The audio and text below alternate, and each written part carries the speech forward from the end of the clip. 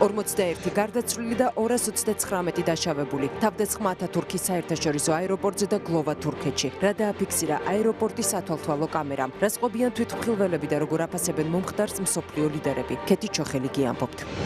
ორგანიზაცია GFK-ის ისტორია 2030-ში. რა სკანდალებს უკავშირდება მსოფლიოს სხვადასხვა ქვეყნებში GFK-ის საქმიანობა. ვისი დაკვეთი ჩაატარა გერმანულმა ორგანიზაციამ სოციოლოგიური კვლევა ყირიმში. როგორი იყო კვლევის შედეგები და რატომ გამოაძევეს უკრაინიდან. რა საქმიანობას ეწეოდა GFK თურქეთის ტერიტორიაზე და რატომ დააკავეს ორგანიზაციის რამდენიმე წევრი. საერთაშორისო კვლევითი ორგანიზაციის სკანდალურ ისტორიებს მიშა ფეიქრიშვილი გიამბობთ. დღეს სულხან მოლაშვილი გარდაიცვალა. კონტროლის პალატის ყოფილი თავმჯდომარის ისტორია. პატიმრობის 4 წელი, არაადამიანური მოპყრობა, წამება, ჯანმრთელობის მძიმე მდგომარეობა და სტრასბურგის სასამართლოს განაჩენი 10 წლის შემდეგ, რომელმაც კონტროლის პალატის ყოფილი თავმჯდომარე დაზარალებულად ცნო. სულხან მოლაშვილის ტრაგიკული ისტორიის დეტალებით თამარ ციკლაური.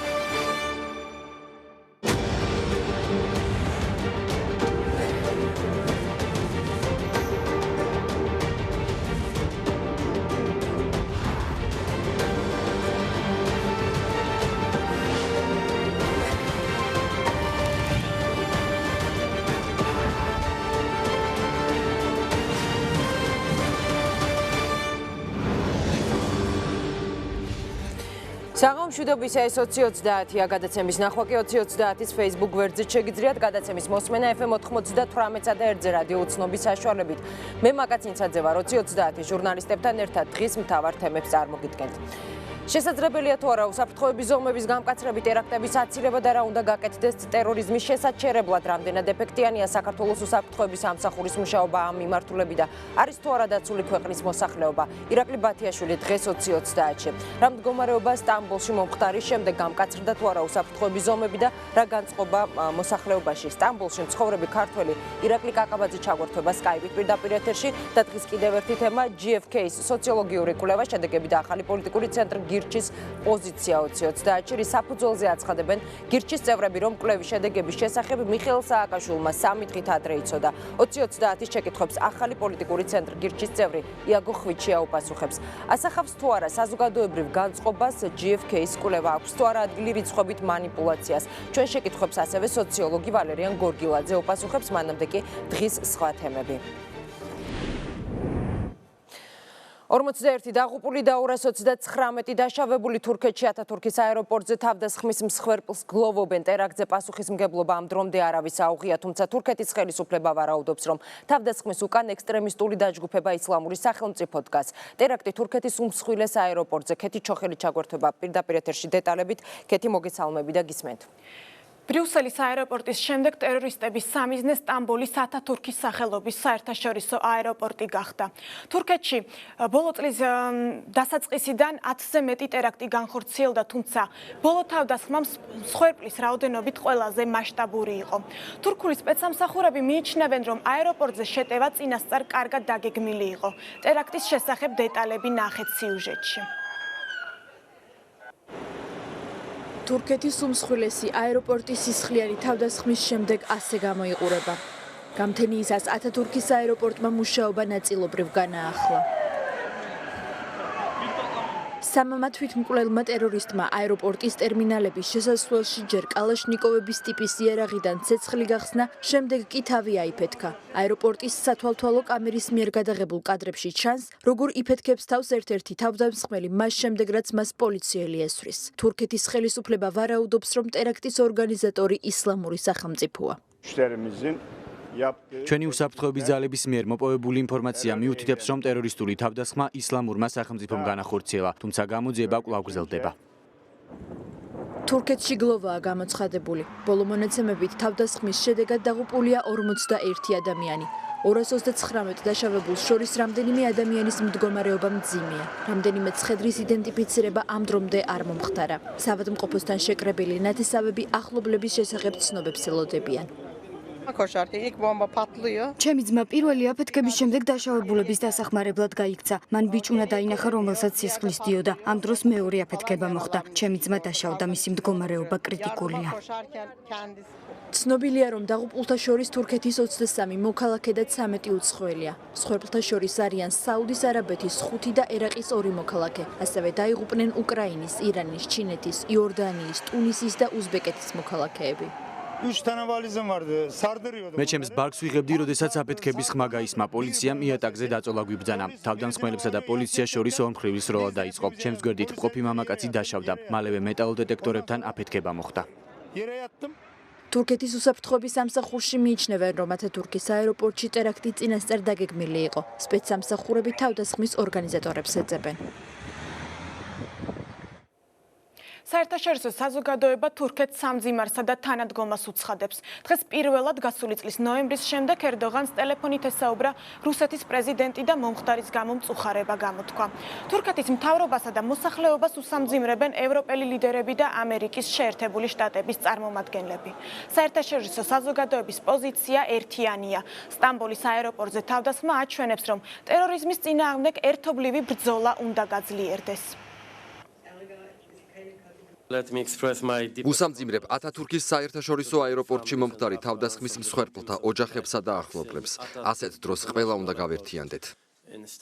Wir wissen heute noch nicht. ჩვენ ჯერ არ ვიცით, ვინ ჩაიდინა ეს საშინელი თავდასხმა და რა იყო მათი მოტივი. უსამძიმრებ დაღუპულთა ოჯახებს და დაშავებულებს თანადგომას ვუცხადებ. სურს თურქ ხალხს ვუთხრა, რომ ჩვენ მათთან ტერორიზმის წინააღმდეგ ბრძოლაში ერთიანი ვართ.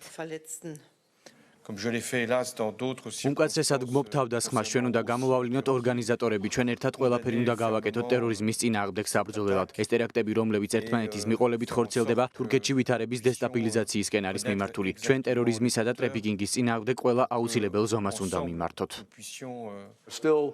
ჩვენ ამ დრომდე ვცდილობთ მოვიპოვოთ ინფორმაცია, ვინ განახორციელა ეს თავდასხმა. უპირველეს ყოვლისა, ჩვენ არასახელმწიფო მოძალადე მოთამაშეებს უნდა ვებრძოლოთ. წინააღმდეგ შემთხვევაში უმოქმედობა ძვირი დაგვიჯდება. სტამბოლში საზარელი ტერაქტი განხორციელდა, რომლის შედეგადაც დაიღუპა და დაშავდა უამრავი ადამიანი. ჩვენ ვლოცულობთ მსხვერპლისთვის, მათი ოჯახებისა და ძვირფასი თურქი ხალხისთვის. უფალმა გარდაქმნას მოძალადეთა გულები და დაგვაყენოს მშვიდობის გზაზე. ნატოს წევრ ქვეყანაში აეროპორტზე თავდასხმას გმობს ატლანტიკური ალიანსის გენერალური მდივანი იენ სტოლტენბერგი. ნატოს მოკავშირეების სახელით მხარდაჭერას უცხადებს თურქეთის ხელისუფლებას. სტამბოლში მომხდარი ტერაქტის შემდეგ უსაფრთხოების ზომები გამკაცრდა ამერიკის შეერთებული შტატებისა და ევროპის ქვეყნების აეროპორტებში. რამდენიმე სახელმწიფომ კი სტამბოლთან საჰაერო მიმოსვლა შეაჩერა. მადლობა, პირდაპირ ეთერში ქეთი ჩოხელი საუბრობდა. სტამბოლში ათათურქის საერთაშორისო აეროპორტში მომხდარი ტრაგედიის შემდეგ თურქ ხალხს სამძიმარი გამოუცხადეს საქართველოში ხელისუფლებისა და ასევე ოპოზიციის წარმომადგენლებმა. შეზრწუნებული ვარ უდანაშაულო ადამიანების მიმართ ჩადენილი ვერაგული აქტით ეს სისასტიკე მთელმა მსოფლიომ საერთო ძალისხმევით უნდა შეაჩეროს. ასეთი იყო გიორგი კვერიკაშვილის განცხადება. ამ განსაცდელის ჟამს ვუსამძიმრებ დაღუპულთა ოჯახებს, მტკიცე თანადგომას ვუცხადებ თურქეთის ხელისუფლებას და თურქ ხალხს ტერორიზმთან ბრძოლაში. ეს გიორგი მარგველაშვილის გამოხმაურება. თურქეთის ელჩმა საქართველოს თანადგომისთვის განსაკუთრებული მადლობა გადაუხადა. ანა ბროლაძე ჩაგვერთვება საქართველოში თურქეთის საელჩოს მიმდებარე ტერიტორიიდან პირდაპირ ეთერში. ანა, მოგესალმები და გისმენთ. საღამო მშვიდობისა. საქართველოს მოსახლეობას, ასევე პოლიტიკური სპექტრის წარმომადგენლებს დღეს თურქეთის ელჩმა განსაკუთრებული მადლობა გადაუხადა სოლიდარობისთვის და აღნიშნა, რომ ის თანაგრძნობა, რომელიც მათ მიიღეს ამ ქვეყნისგან, არის თურქეთისთვის მოტივაცია ერთ-ერთი იმისთვის, რომ განსაკუთრებით აქტიურად ებრძოლოს ტერორიზმს. რაც შეეხება საქართველოს მოქალაქეების მდგომარეობას, ისინი არც დაჭრილთა და არც დაღუპულთა სიაში არ არიან. საქართველოს საგარეო საქმეთა სამინისტროს ინფორმაციით, ტერიტორიაზე თურქეთის სტამბოლის საერთაშორისო აეროპორტის ტერიტორიაზე დაახლოებით საქართველოს 100-მდე მოქალაქის ევაკუაცია განხორციელდა აფეთქების შემდეგ. ისინი გადაყვანილნი არიან უსაფრთხო ადგილას და როგორც დღეს დიპლომატიურ უწყებაში ჩანიშნულ საგანგებო ბრიფინგზე ჟურნალისტებს გითხრეს, 60-მდე ადამიანის სასტუმროს ხარჯი თავად სახელმწიფომ დაფარა. მოსახლეობის და მოქალაქეების ნაწილი კი თურქეთიდან საკუთარი სურვილით გუშინ ღამეზე წამოვიდა ავტობუსებით, ვინაიდან ისინი არ დაელოდნენ ავიამიმოსვლის აღდგენას. თურქეთში ამ დროისთვის სტამბოლში არის საგანგებო მდგომარეობა და საქართველოს დიპლომატიური უწყება მოუწოდებს თავისი ქვეყნის მოქალაქეებს, რომ მათ თავი შეიკავონ ქალაქში გადაადგილებისგან. კიდევ ერთი ინფორმაცია და მოწოდება მოქალაქეებისადმი, რომელიც ჩვენ მოვისმინეთ სტამბულში საქართველოს გენერალური კონსულისგან არის ის, რომ გაზრდილი მოთხოვნის გამო ავიაფრენებზე ეს ფრენები უკვე აღდგენილია ამ დროისთვის და ათათურქის საერთაშორისო აეროპორტი უკვე სრული დატვირთვით მუშაობს. კონსული მოუწოდებს მოქალაქეებს, რომ თუ მათ უნდათ ბილეთების გადაცვლა საქართველოს მოქალაქეებს ან სურთ, რომ დაბრუნდნენ ქვეყანაში, დროულად უნდა მიმართონ აუცილებლად აეროპორტში შესაბამის სალაროებს. I need to thank the Georgian government and all the officials. მადლობა მინდა გადავუხადო საქართველოს სოლიდარობისთვის და თანამშრომლობისთვის, რაც ესოდენ მნიშვნელოვანია. საქართველოს პრემიერი გიორგი კვირიკაშვილი ერთ-ერთი პირველი იყო, ვინც გამოხატა მწუხარება და სოლიდარობა თურქეთისა და თურქი ხალხის მისამართით. მომხდარს მალევე გამოეხმაურა პრეზიდენტი მარგველაშვილი და საგარეო საქმეთა მინისტრი ჯანელიძე. პოლიტიკური სპექტრის ყველა წარმომადგენელი, ოპოზიცია თუ ხალხი ქუჩაში ყველა გვისამძიმნებს და მადლობელი ვართ ამისთვის, რადგან ასეთი ტიპის სოლიდარობა და ნამდვილი მეგობრობა გვაძლიერებს ტერორიზმის წინააღმდეგ ბრძოლაში. სამწუხაროდ გუშინ სტამბულში კიდევ ერთხელ ვიხილეთ ტერორიზმის ბნელი და საშინელი მხარე. ჩვენ ამ თავდასხმას არ განვიხილავთ როგორც თურქეთის ან თურქი ხალხის წინააღმდეგ მიმართულ აქტად, რადგან ტერორიზმი მიმართულია კაცობრიობის წინააღმდეგ და ეს შემთხვევაც იყო მთელს კაცობრიობაზე თავდასხმა. სამწუხაროდ დღეს ტერორიზმს არ აქვს საზღვრები და არც ერთი ქვეყანა არ არის დაცული ამისგან. ჩვენ ვხედავთ თავდასხმებს პარიზში, ბრიუსელში, იემენში, ირანში, სოფლიოს ნებისმიერ ადგილას. ასეთი თავდასხმების დროს ტერორისტების მიზანია, რომ შეგვაშინონ ჩვენი ცხოვრების ტემპი შეცვალონ. თუ გვინდა მათ ამ მიზნის განხორციელების საშუალება არ მივცეთ, არ უნდა დავნებდეთ. ცხოვრება ძველებურად უნდა გავაგრძელოთ. 5 hours after such a big attack. მუდმივ კონტაქტში ვიმყოფებით სტამბულის გუბერნიაში გახსნილ შტაბთან.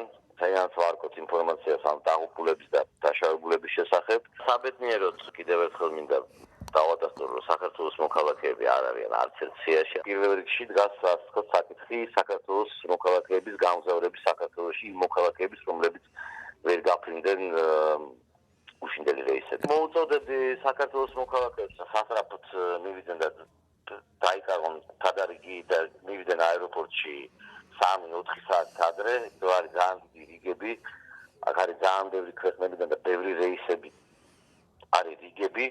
ამიტომ მათ ბილეთის გადაცვლის პროცედურები, ახალი ბილეთის გამოწერის პროცედურები დაიკავეს ბევრ დროს. თურქეთის ქალაქ სტამბულში გუშინ განხორციელებული ტერორისტული აქტის შემდეგ ქალაქ სტამბულში და თურქეთის მთელ ტერიტორიაზე უსაფრთხოების უმაღლესი დონეა გამოცხადებული. ჩვენ ვაგრძელებთ პერმანენტულ და მჭიდრო კონტაქტს როგორც თურქეთის შესაბამის სამსახურებთან, ისე ვართ კონტაქტში ჩვენს თანამემამულებთან. გვინდა ვისარგებლოთ შემთხვევით და მოუწოდოთ მათ, რომ თავი შეიკავონ, ვინც არიან თურქეთის ტერიტორიაზე, სხვადასხვა ქალაქებში, საზოგადოებრივი თავშეყრის ადგილებში, ასე ვთქვათ, ყოფნისაგან. თურქეთი არის ის ქვეყანა, რომელზეც ერთ-ერთი ყველაზე დიდი მოთხოვნაა ტურისტულ კომპანიებში. ჩვენ ვესაუბრეთ რამდენიმე ტურისტული კომპანიის წარმომადგენლებს, მათი განცხადებით, მათ მგზავრებს პრობლემები არ შექმნიათ იშვიათი რამდენიმე გამონაკლისის გარდა, თუმცა გარდა იმ მგზავრებისა, რომლებიც უკვე გაფრინდნენ, ან რომელთა რეისებიც გადაიდო აფეთქების გამო, ძირითადად პანიკა შეინიშნება იმ ადამიანებში, რომლებიც გეგმავენ თურქეთში გაფრენას, ან თურქეთის გავლით მიემგზავრებიან რომელიმე სხვა ქვეყანაში, როგორც ტურისტული კომპანიების წარმომადგენლები ამბობენ, თურქულმა ავიახაზებმა მათ მისცა უფლება და ნებართვა, რომ 28 ივნისიდან 5 ივლისის ჩათვლით პერიოდში, იმ შემთხვევაში, თუ მგზავრები მოინდომებენ ფრენის ბილეთების გადაცვლას ან ზოგადად ამ ბილეთების დაბრუნებას, მათ შეუძლიათ ეს ჯარიმის გარეშე გააკეთონ. რაც შეეხება საქართველოს პოზიციას, დღეს როგორც ეკონომიკის მინისტრმა განაცხადა, სახელმწიფო მუშაობს აქტიურად იმაზე, რომ საკუთარი მოქალაქეები დააბრუნოს ქვეყანაში და ისინი აქტიურად აწარმოებენ მოლაპარაკებას სხვადასხვა ავიაკომპანიებთან. ჩვენ თელეგრამის განმავლობაში საგარეო საქმეთა სამინისტროსთან ერთად ვიყავით კომუნიკაციაში იმ ქართველებთან მიმართებაში, რომლებიც იყვნენ აეროპორტში, სადღაც 120-მდე ადამიანი არის გადაყვანილი სასტუმროებში. ახლა ვემუშავებით ავიაკომპანიებს იმისათვის, რომ რაც შეიძლება მალე ჩამოვიყვანოთ ჩვენი ქართველი მოქალაქეები საქართველოში. სტამბულის მიმართულებით მხოლოდ ერთი მგზავრი ყავდა, რომელიც რეალურად ვერ გაფრინდა. რაც შეეხება ანტალიის რეისი ჩვეულებრივ რეჟიმში შესრულდა და მთელი ბორტი, ასე ვთქვათ, გაფრინდა. არანაირი შეფერხება მაგ მხრივ არ გქონია. უახლოეს რეისებზეც, რა თქმა უნდა, ხალხში არის რაღაც გარკვეული პანიკა. ყავს ერთი მგზავრი, რომელიც ამ ეტაპზე იმყოფება ბოდრუმში და იმის გათვალისწინებით, რომ ვერ დღეს ასე ვთქვათ, დაიკეტა, დაკეტილია ჯერჯერობით ათათურქის აეროპორტიდან საბიჰას აეროპორტი იმდენად დატვირთულია, რომ ფიზიკურად ადგილები არ არის, შეიძინა ბაქოს გავლით ბილეთი და ბაქოს გამოვლით მოფრინავს. ერთადერთი შემთხვევა ჰქონდა ეს, დანარჩენი ჩვეულებრივ რეჟიმში აგრძელებთ ასე ვთქვათ მუშაობას. მუშინდელი რეისი სტამბული-თბილისი არ ვიცი, ბევრი მგზავრი ყავდა, მაგრამ მშვიდობიანად ჩამოფრინდნენ რამოდენიმე 10 წელს გლობალის რეისი, რომელიც იყო, მხოლოდ მათი ფრენა შეფერხდა. ანუ ის რეისი, რომელიც პირველის ნახევარს ჩამოფრინდებოდა, ჩვეულებრივად, ხო, შესრულდა. ხვალინდელი რეისი, ზეგინდელი რეისი, უახლოესი მომავლის რეისები რაც არის, თითქმის ყველა მგზავრმა დაარეკა, რომ უნდა ან ალტერნატივა, თქვა სხვა კომპანია შევთავაზოთ, ან თარიღი შევცვალოთ და ან კიდე დაბრუნება ბილეთის განახორციელოთ. ამ დროისთვის ავიამიმოსვლა თურქეთიდან უკვე აღდგენილია, სულ რამდენიმე წუთში 10:30-ზე უნდა შესრულდეს პირველი რეისი თურქეთის სტამბულის საერთაშორისო აეროპორტიდან. ჩვენ დღეს დაუკავშირდით ასევე გადამზიდავ კომპანიას, მაგალითად მეტრო ჯორჯიაში, რომელიც ემსახურება და ასრულებს ავტობუსის რეისებს თბილისის სტამბულის, სტამბული-თბილისის მიმართულებით. ამ კომპანიაში განგვიცხადეს, რომ მათ განრიგი მოძრაობის არ შეუძლიათ და ზუსტად ისეთივე მოთხოვნა არის მათ ავტობუსებზე, როგორც აქამდე, როგორც უკვე მოისმინეთ თურქეთში გამოცხადებულია გლოვის დღე და ამ ფაქტთან დაკავშირებით ხვალ თურქეთის საელჩოში უკვე ოფიციალურად გაიხსნება სამძიმრის წიგნი და კიდევ ერთი დეტალი ათათურქში მომხდარი ტერაქტიდან და აფეთქებიდან გამომდინარე კონტროლი გამკაცრებულია საქართველოს საზღვრებსა და საბაჟო გამშვებ პუნქტებზეც. გმადლობა ანა ბროლაძე საუბრობდა პირდაპირ ეთერში. თვითმკვლელი ტერორისტები აფეთქებების სერია და სროლა ცენტრალურ ქუჩებში მხოლოდ 2016 წელს თურქეთში 10-ზე მეტი ტერაქტი მოხდა. შედეგად ასეულობით ადამიანია დაღუპული, მათ შორის ტურისტებიც. თურქეთში მომხდარ ტერაქტებზე პასუხისმგებლობა ისლამურ სახელმწიფოსა და ქურთ მებრძოლებსაც აქვთ აღებული. ანკარა, სტამბული, დიარბაკირის პროვინცია, ქალაქი ბურსა ტერაქტების სერია ნახეთ ლიკა ალელიშვილის რეპორტაჟში. 2016 წლის 12 იანვარი აფეთქება სტამბულის ცენტრში. სულთან აჰმედის მოედანთან ტრამვაის გაჩერებაზე, როდესაც იქ გერმანელი ტურისტების ჯგუფი იმყოფებოდა, სირიელმა თვითმკვლელმა ტერორისტმა თავი აიფეთქა. შედეგად დაიღუპა 10 გერმანელი ტურისტი, 17 მოქალაქე კი დაიჭრა. თურქეთის პრეზიდენტმა ტერაქტის ორგანიზებაში ისლამური სახელმწიფო დაადანაშაულა. უკაცრესად ვგმობ სტამბოლის სულთან აჰმეთის რაიონში ტერორისტულ თავდასხმას, რომელიც სირიული წარმომავლობის ტერორისტმა განახორციელა. სამწუხაროდ გარდაცვლილია 10 ადამიანი, მათ შორის უცხოელები და თურქეთის მოქალაქეები. ეს ინციდენტი ადასტურებს, რომ ჩვენ უნდა გავერთიანდეთ ტერორიზმის წინააღმდეგ. სტამბულის ცენტრში მომხდარი ტერაქტიდან მეორე დღეს თავდასხმის ობიექტი დიარბაკირის პროვინცია გახდა. 13 იანვარს პოლიციის განყოფილების წინ დანახმული ავტომობილი აფეთქდა, რომლის შედეგად 39 ადამიანი დაიჭრა, 5 კი გარდაიცვალა. 17 თებერვალს თურქეთის დედაქალაქში განხორციელებულ ტერაქტს 29 ადამიანი ემსხვერპლა. სხვადასხვა სიმძიმის დაზიანებები მიიღო 61-მა მშვიდობიანმა მოქალაქემ. ავტომობილში დამონტაჟებული ასაფეთქებელი მოწყობილობა მაშინ ამოქმედდა, როდესაც სამხედროებით სავსე ავტობუსი შუქნიშანზე გაჩერდა. ანკარაში აფეთქების მომენტი ერთ-ერთმა გარე სათვალთვალო კამერამ დააფიქსირა. ტერაქტზე პასუხისმგებლობა ქურთმა მებრძოლებმა აიღეს. 34 დაღუპული და 71 მძიმედ დაშავებული. 13 მარტს ანკარაში კიდევ ერთი ტერაქტი მოხდა. თურქეთის დედაქალაქის ცენტრში სამთავრობო უბანში მდებარე გიუვენის პარკის მახლობლად დანაღმული ავტომობილი აფეთქდა. სამართალდამცველებმა ჩატარებული სპეცოპერაციების შედეგად ტერაქტთან შესაძლო კავშირში მყოფი 18 პირი დააკავეს. თავდასხმაზე პასუხისმგებლობა ქურთთა რადიკალურმა დაჯგუფება ქურთისტანის თავისუფლების ქორებმა აიღო. ანკარაში განხორციელებული ტერაქტიდან 5 დღეში ძლიერმა აფეთქებამ სტამბოლის ცენტრში ტაქსიმის მოედანთან 4 ადამიანი იმსხვერპლა, 36 კი დაშავდა. თავი ისლამური სახელმწიფოს თვითმკვლელმა ტერორისტმა აიფეთქა. 27 აპრილს თურქეთის ქალაქ ბურსაში ტერორისტმა ქალმა თავი მეჩეთთან აიფეთქა. დაშავდა 7 მოქალაქე. 7 ივნის სტამბოლი კიდევ ერთხელ გახდა ტერორისტების სამიზნე. მანქანაში დამონტაჟებული ბომბის აფეთქების შედეგად 7 პოლიციელი და 4 მოქალაქე დაიღუპა. თავდასხმაზე პასუხისმგებლობა ქურთმა მებრძოლებმა აიღეს. ბოლო 6 თვის განმავლობაში თურქეთში 10-ზე მეტი ტერაქტი განხორციელდა. დაღუპულია ასეულობით ადამიანი. თავდამსხმელთა ობიექტი არაერთხელ გახდა ტურისტული ადგილები. სირიაში საქართველოს კიდევ ერთი მოქალაქე სოფელ დუისის მკვიდრი უმარ მარგოშვილი დაიღუპა. გავრცელებული ინფორმაციით მარგოშვილი სირიაში 2015 წელს გაემგზავრა და დაჯგუფება ისლამური სახელმწიფოს რიგებში იბრძოდა. კიდევ ერთი დაღუპულის შესახებ ინფორმაცია გუშინ გავრცელდა. გარდაცვლილი პანკისის ხეობიდანაა. ის 22 წლის ასლანბეკ ბორჩაშვილია. რასაც ცხადებენ გარდაცვლილების მეზობლები, რატომ მიდიან პანკისიდან ახალგაზრდები ისლამური სახელმწიფოს რიგებში საბრძოლველად და რას ქადაგებს ისლამური რელიგია. თეალა ვერდაშვილი და ჯაჭულიანი დეტალებით. نجوم لاحت في العليا لتناجي العزة والسؤدد وبريق يسطع أخاذا ونفوس الناس بها تسعد. პანკისელი ომარ მარგოშვილის სირიაში დაღუპვის შესახებ ოჯახის წევრებმა დღეს დილით შეიტყვეს. მეზობლების თქმით, მისი გარდაცვალების შესახებ ინფორმაცია ახლობლებს თანამებრძოლებმა ინტერნეტით აცნობეს. სოფელ დუისის მცხოვრებლები ამბობენ, რომ მარგოშვილი თურქეთში სამუშაოდ 1 წლის წინ გაემგზავრა და მისი სირიაში ყოფნის და საბრძოლო მოქმედებებში მონაწილეობის შესახებ დღემდე სოფელში არაფერი იცოდნენ. გავრცელებული ინფორმაციით 40 წლის ომარ მარგოშვილი ისლამური სახელმწიფოს წევრი იყო და ახმედ ჩატაევის დაჯგუფება იარმუკში იბრძოდა. ძალიან ძილობიანი ახალგაზრდა იყო, თვითონ მოღვაწეობდა, შრომობდა, თავისი მაღაზია ჰქონდა. ჩვენ ასეთი ინფორმაცია, მე პირადად ასეთი ინფორმაცია მქონდა, რომ თურქეთში წავიდა და იქ მოღვაწეობდა. ეს წუთია ტელეფონზე დამირე კადეიდაშვილმა ომარი მარგოშვილი სირიაში დაღუპილაო და სამძიმარზე წასასვლელად გამოვიდი. დოათიშვილის მამა იყო, ძალიან სერიოზული ბიჭი იყო, როგორც კარგ პიროვნებას ისე დავახასიათებდა. სირიაში კიდევ ერთი დაღუპული ახალგაზრდის შესახებ ინფორმაცია პანკისის ხეობაში გუშინაც მიიღეს. სოფელ დუმასტურში მცხოვრები 22 წლის ასლანბეკ ბორჩაშვილი ისლამური სახელმწიფოს წევრი იყო და საბრძოლო მოქმედებებისას გარდაიცვალა.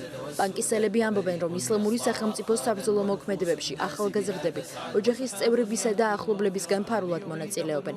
მათი მტკიცებით პანკისის ხეობიდან ადგილობრივები თურქეთში სამუშაოდ მიდიან, თუმცა უმრავლესობა სირიის საზღვარზე გადადის და საომარ მოქმედებებში ერთვება. ვინც აქედან მიდიან თურქეთში მიდიან და სირიაში როგორ გადადიან და რას აკეთებენ არავინ არ იციან, არც მშობლებმა და არც სოფელმა. თუ ტელევიზიაში გამოაცხადეს, რომ დაიღუპაო, იქიდან იგებენ, თუ იქიდან იქ გადავიდნენ. პანკისელი იმამი ომარ ალდამოვი ამბობს, რომ ისლამი ტერორიზმის არ ქადაგებს, მისთვის პანკისელების სირიაში წასვლის მიზეზი გაუგებარია. ისლამი არ ქადაგებს სხვის ომში წახვიდეს, სხვის ქვეყანაში წახვიდე, სიცოცხლე რო შეწირო, მსგავსი რაღაცეების გამო. ოჯახებს ტოვებენ, ცოლ-შვილებს ტოვებენ, მიდიან. მაგრამ ისლამი არ ქადაგებს, რომ პანკისის ხეობიდან გინდა თუ არა შემდა წახვიდეს სირიაში იომო და თავი რო შეწირო. ექსპერტების თქმით, საქართველოს საზღვრის გადაკვეთა პანკისელებისთვის გართულებულია, თუმცა სიტუაცია მაინც უარესობისკენ იცვლება. მათი აზრით, მთავარი პრობლემა იდეოლოგიაშია. საქმე ის არის, რომ იდეოლოგიური დამუშავება ადგილობრივი ახალგაზრდა მუსულმანების მიდის ძალიან მაღალ ტემპში. და სამწუხაროდ იდეოლოგიასთან ბრძოლა არის რთული. შეიძლება ადამიანს საზღვარი ჩაუკეტო არ გაუშვა, შეიძლება ვთქვათ თუ ის ფანატიკოსი არ არის, მასთან იმუშაო ეს პაუნე იდეები მოუსპო, მაგრამ როდესაც ის იდეოლოგიურად არის უკვე ლამის ფანატიზმის დონემდე მისული, ძალიან რთულია მასთან ბრძოლა. დაუზუსტებელი ინფორმაციით საქართველოსთან სირიაში საბრძოლველად 50-ზე მეტი ადამიანია წასული. მხოლოდ პანკისიდან სირიაში ბოლო მონაცემებით 17 ახალგაზრდაა დაღუპული. 2006 წლის სისხლიანი სპეცოპერაციის საქმე სასამართლოში მხარეების შესავალი სიტყვით განახლდა. გიად გებუაძეს, იგივე მასტერას და დათა ახალაიას პროკურატურა სამი ახალგაზრდის მკვლელობასა და უფლებამოსილების გადამეტებაში ადანაშაულებს. გამოძიების ინფორმაციით ახალაიასა და გებუაძის ბრალის დასამტკიცებლად საკმარისი მასალა არსებობს. გებუაძემ კი დღევანდელ პროცესზე თქვა, რომ სპეცოპერაციაში მონაწილეობისას ის არანაირ ძალადობრივ ქმედებებში ჩართული არ ყოფილა. 2006 წლის 12 იანვრის ნავთლუღის სპეცოპერაციის საქმეზე მიმდინარე სასამართლო პროცესს გიორგი კობერიძე ესწრებოდა. კონსტიტუციური უსაფრთხოების დეპარტამენტის ყოფილი მაღალჩინოსანი გიორგი გებუაძე იგივე მასტერამ ნავთლუღის სპეცოპერაციისა სამი ახალგაზრდის მკვლელობაში მონაწილეობას უარყოფს და არც უფლებამოსილების გადამეტების ბრალდებას აღიარებს. სასამართლოს ხდომაზე შესავალ სიტყვაში გიორგი გებუაძემ 2006 წლის 12 იანვრის სპეცოპერაციაზე საუბრისას თქვა, რომ ეს იყო ორდინალური ოპერაცია, რომელიც ტრაგიკულად დასრულდა, ხოლო ამ ოპერაციის დროს მას და მის დაქვემდებარებაში მყოფ დანაყოფს რაიმე ძალადობრივ ქმედებაში მონაწილეობა არ მიუღია. არ შეიძლება ახლა მიზნის მისაღწევად ყველანაირი ნაბიჯზე წასვლა და ყველანაირი მეთოდების, ბინძური მეთოდების მე ვიტყოდი გამოყენება. ეს იყო ორდინარული ოპერაცია, რომელიც დამთავრდა ტრაგიკულად და ფატალურად. ეს მარტო ჩვენ ქვეყანაში არ ხდება. ამის გამოყენება პოლიტიკური თუ სუბიექტური მიზნებით ჩემთვის სრულიად მიუღებელია. გიორგი დგებუაძის და ამ საქმეში მასთან ერთად ბრალდებულ დათა ახალაიას ადვოკატებმაც დღევანდელ სასამართლო პროცესზე და სხდომის შემდეგაც თქვეს, რომ პროკურატურის მტკიცებულებები წარდგენილ ბრალდებას ვერ ამტკიცებს. მათი აზრით მოწმეების ჩვენებები ურთიერთგამომრიცხავია, ხოლო კუდის ყოფილი მაღალჩინოსნებისთვის ბრალის წარდგენა რუსეთის სპეცსამსახურების ინტერესშია. ეს არის რუსეთის სპეცსამსახურების დაკვეთა.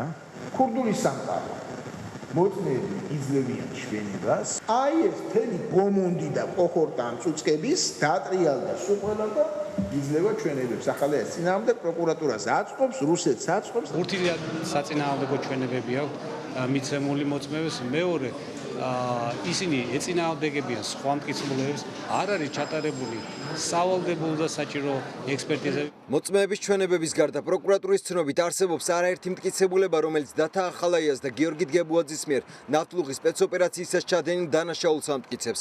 ამ ბრალდების მიხედვით კი გიორგი დგებუაძე დათა ახალაიასთან ერთად ნავთლუღის სპეცოპერაციისას 3 ახალგაზრდის მკვლელობაში მონაწილეობდა.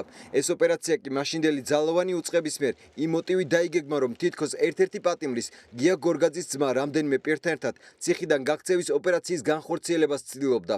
თუმცა გამოძიება ამბობს, რომ სწორედ ამ დღეს ისინი ნათლობაში იმყოფებოდნენ. ეს არ იყო სპეცოპერაცია ჩატარებული ნავთლუღის ავტოსადგურის ტერიტორიაზე, ეს იყო 3 უდანაშაულო ადამიანის მკვლელობა. ეს უკვე სასამართლომ ერთი განაჩენით, რომელიც არის გამოტანილი გიორგი მაზმიშვილის და ლევან ქარდავას მიმართ დაადგინა. ნავთლუღის სპეცოპერაციის საქმეზე სასამართლო დღეს კუდის იმყოფილი მაღალჩინოსნების საქმეს იხილავდა, რომლებიც ამ საქმის გახსნისას საქართველოში არ იმყოფებოდნენ და მათი ექსტრადირების პროცედურები იყო დაწყებული.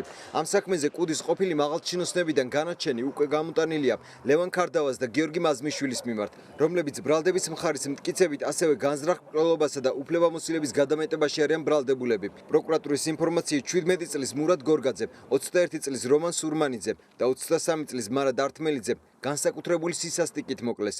კუდის მიერ დაგეგმილი სპეცოპერაციის ფარგლებში ისინი ალექსანდრე სუმბაძემ, რომელიც საქმეში ერთ-ერთი მოწმეა, ავტომანქანაში ჩაისვა და 3 საათის განმავლობაში ქალაქში ატარა. პარალელურად სპეცოპერაცია მზადდებოდა. საბოლოოდ ახალგაზრდები ნავთლუღის ავტოსადგურში აღმოჩნდნენ, სადაც კუდის თანამშრომლებმა ალყაში მოაქციეს. ახალგაზრდები ითხოვდნენ არესროლად. მათი მისამართით ცეცხლი გაიხსნა. ძირს დაგდებულ ახალგაზრდებს, როგორც გამოძიება ამბობს, დათა ახალაიამ გიორგი მაზმიშვილმა და მათთან ერთად მყოფმა პირებმა საკონტროლო ტყვია ესროლეს. გიორგი დგებუაძეს იგივე მასტერას მხოლოდ ნავთლუღის სპეცოპერაციის საქმეზე აქვს ბრალი წარდგენილი, თუმცა მედიაში გავრცელებული ინფორმაციით მისი სახელი არაერთ გახმაურებულ საქმეს უკავშირდებოდა. მათ შორის პირადი ცხოვრების სამსახვალ კადრებს, ასევე რეინჯერ დავით ცინდელიანის, თავდაცვის სამინისტროს მზვერავ პაატა ქარდავას და ბათუმელი სამხედრო მზვერავ როინ შავაძის მკვლელობას. ასევე გავრცელებული ინფორმაციით ის მოწმე იყო ბადრი პატარკაციშვილის მკვლელობის შეკვეთის საქმეშიც. თუმცა როგორც დგებუაძის ადვოკატი ამბობს, მას გამოძიება სხვა ბრალდებას ვერ წარუდგენს, რადგან ნავთლუღის სპეცოპერაციის საქმეზეა ექსტრადირებული. მორიგის სასამართლოს სხდომა 5 ივლისს გაიმართება. სულხან მოლაშვილი 47 წლის ასაკში დღეს დილის 7 საათზე პარიზში გარდაიცვალა. ტელეკომპანია GDS და გადაცემა 2030 უსამძიმრებს გარდაცვლილის ოჯახს. თამარ ციკლაურმა კი კონტროლის პალატის ყოფილი თავმჯდომარის ისტორია გაიხსენა. პატიმრობის 4 წელი, არაადამიანური მოპყრობა, წამება და სტრასბურგის სასამართლოს განაჩენი 10 წლის შემდეგ ნახეთ რეპორტაჟში. პირველივე ღამის შემთხვევაში ეს არის ელექტროშოკით და სიგარეტით დამწრობის ანუ ფიზიკური წამების ნიშნები. ეს არის სამონარიდი ინტერვიუდან, სადაც სულხან მოლაშვილი ციხეში მისი წამების შესახებ საუბრობდა. კონტროლის პალატის ყოფილი თავმჯდომარე ციხიდან გათავისუფლების შემდეგ ასახელებდა კონკრეტულ სახელებსა და გვარებს, ვინც მისი თქმით უშუალოდ მონაწილეობდა მის წამებაში. მეთაური იყო სააკაშვილი, ამას ახორციელებდა ზედამხედველობდა გიგა ბოკერია. ის იმყოფებოდა კაპეზის შენობაში იმ ღამეს, როდესაც მე დამიჭირეს ადეიშვილთან ერთად, გრიგალაშვილთან ერთად. ხოლო წამების ფაქტი მოიხსენებათ თვალება ახვეული ვიყავი, როდესაც ეს ხდებოდა. კონტროლის პალატის ყოფილი თავმჯდომარის საქმე 2004 წლიდან იწყება, ის 12 წლის წინ 22 აპრილს დააკავეს. ბრალად სახელმწიფოსთვის 3 მილიონი ლარის მატერიალური ზარალის მიყენება, საბიუჯეტო სახსრების არამიზნობრივი ხარჯვა და უფლებამოსილების გადამეტება დასდეს. სასამართლომ 9 წლით თავისუფლების აღკვეთა მიუსაჯა. მოგვიანებით 2006 წელს რამდენიმე ეპიზოდში ბრალდების მოხსნის შემდეგ სასჯელის ზომა 1 წლით შეუმსუბუქდა. სულხან მოლაშვილი 4 წლიანი პატიმრობის შემდეგ 2008 წელს პატრიარქის შუამდგომლობის საფუძველზე გათავისუფლდა. ეხა პატრიარქთან მიდია შესაძლოა რა არის?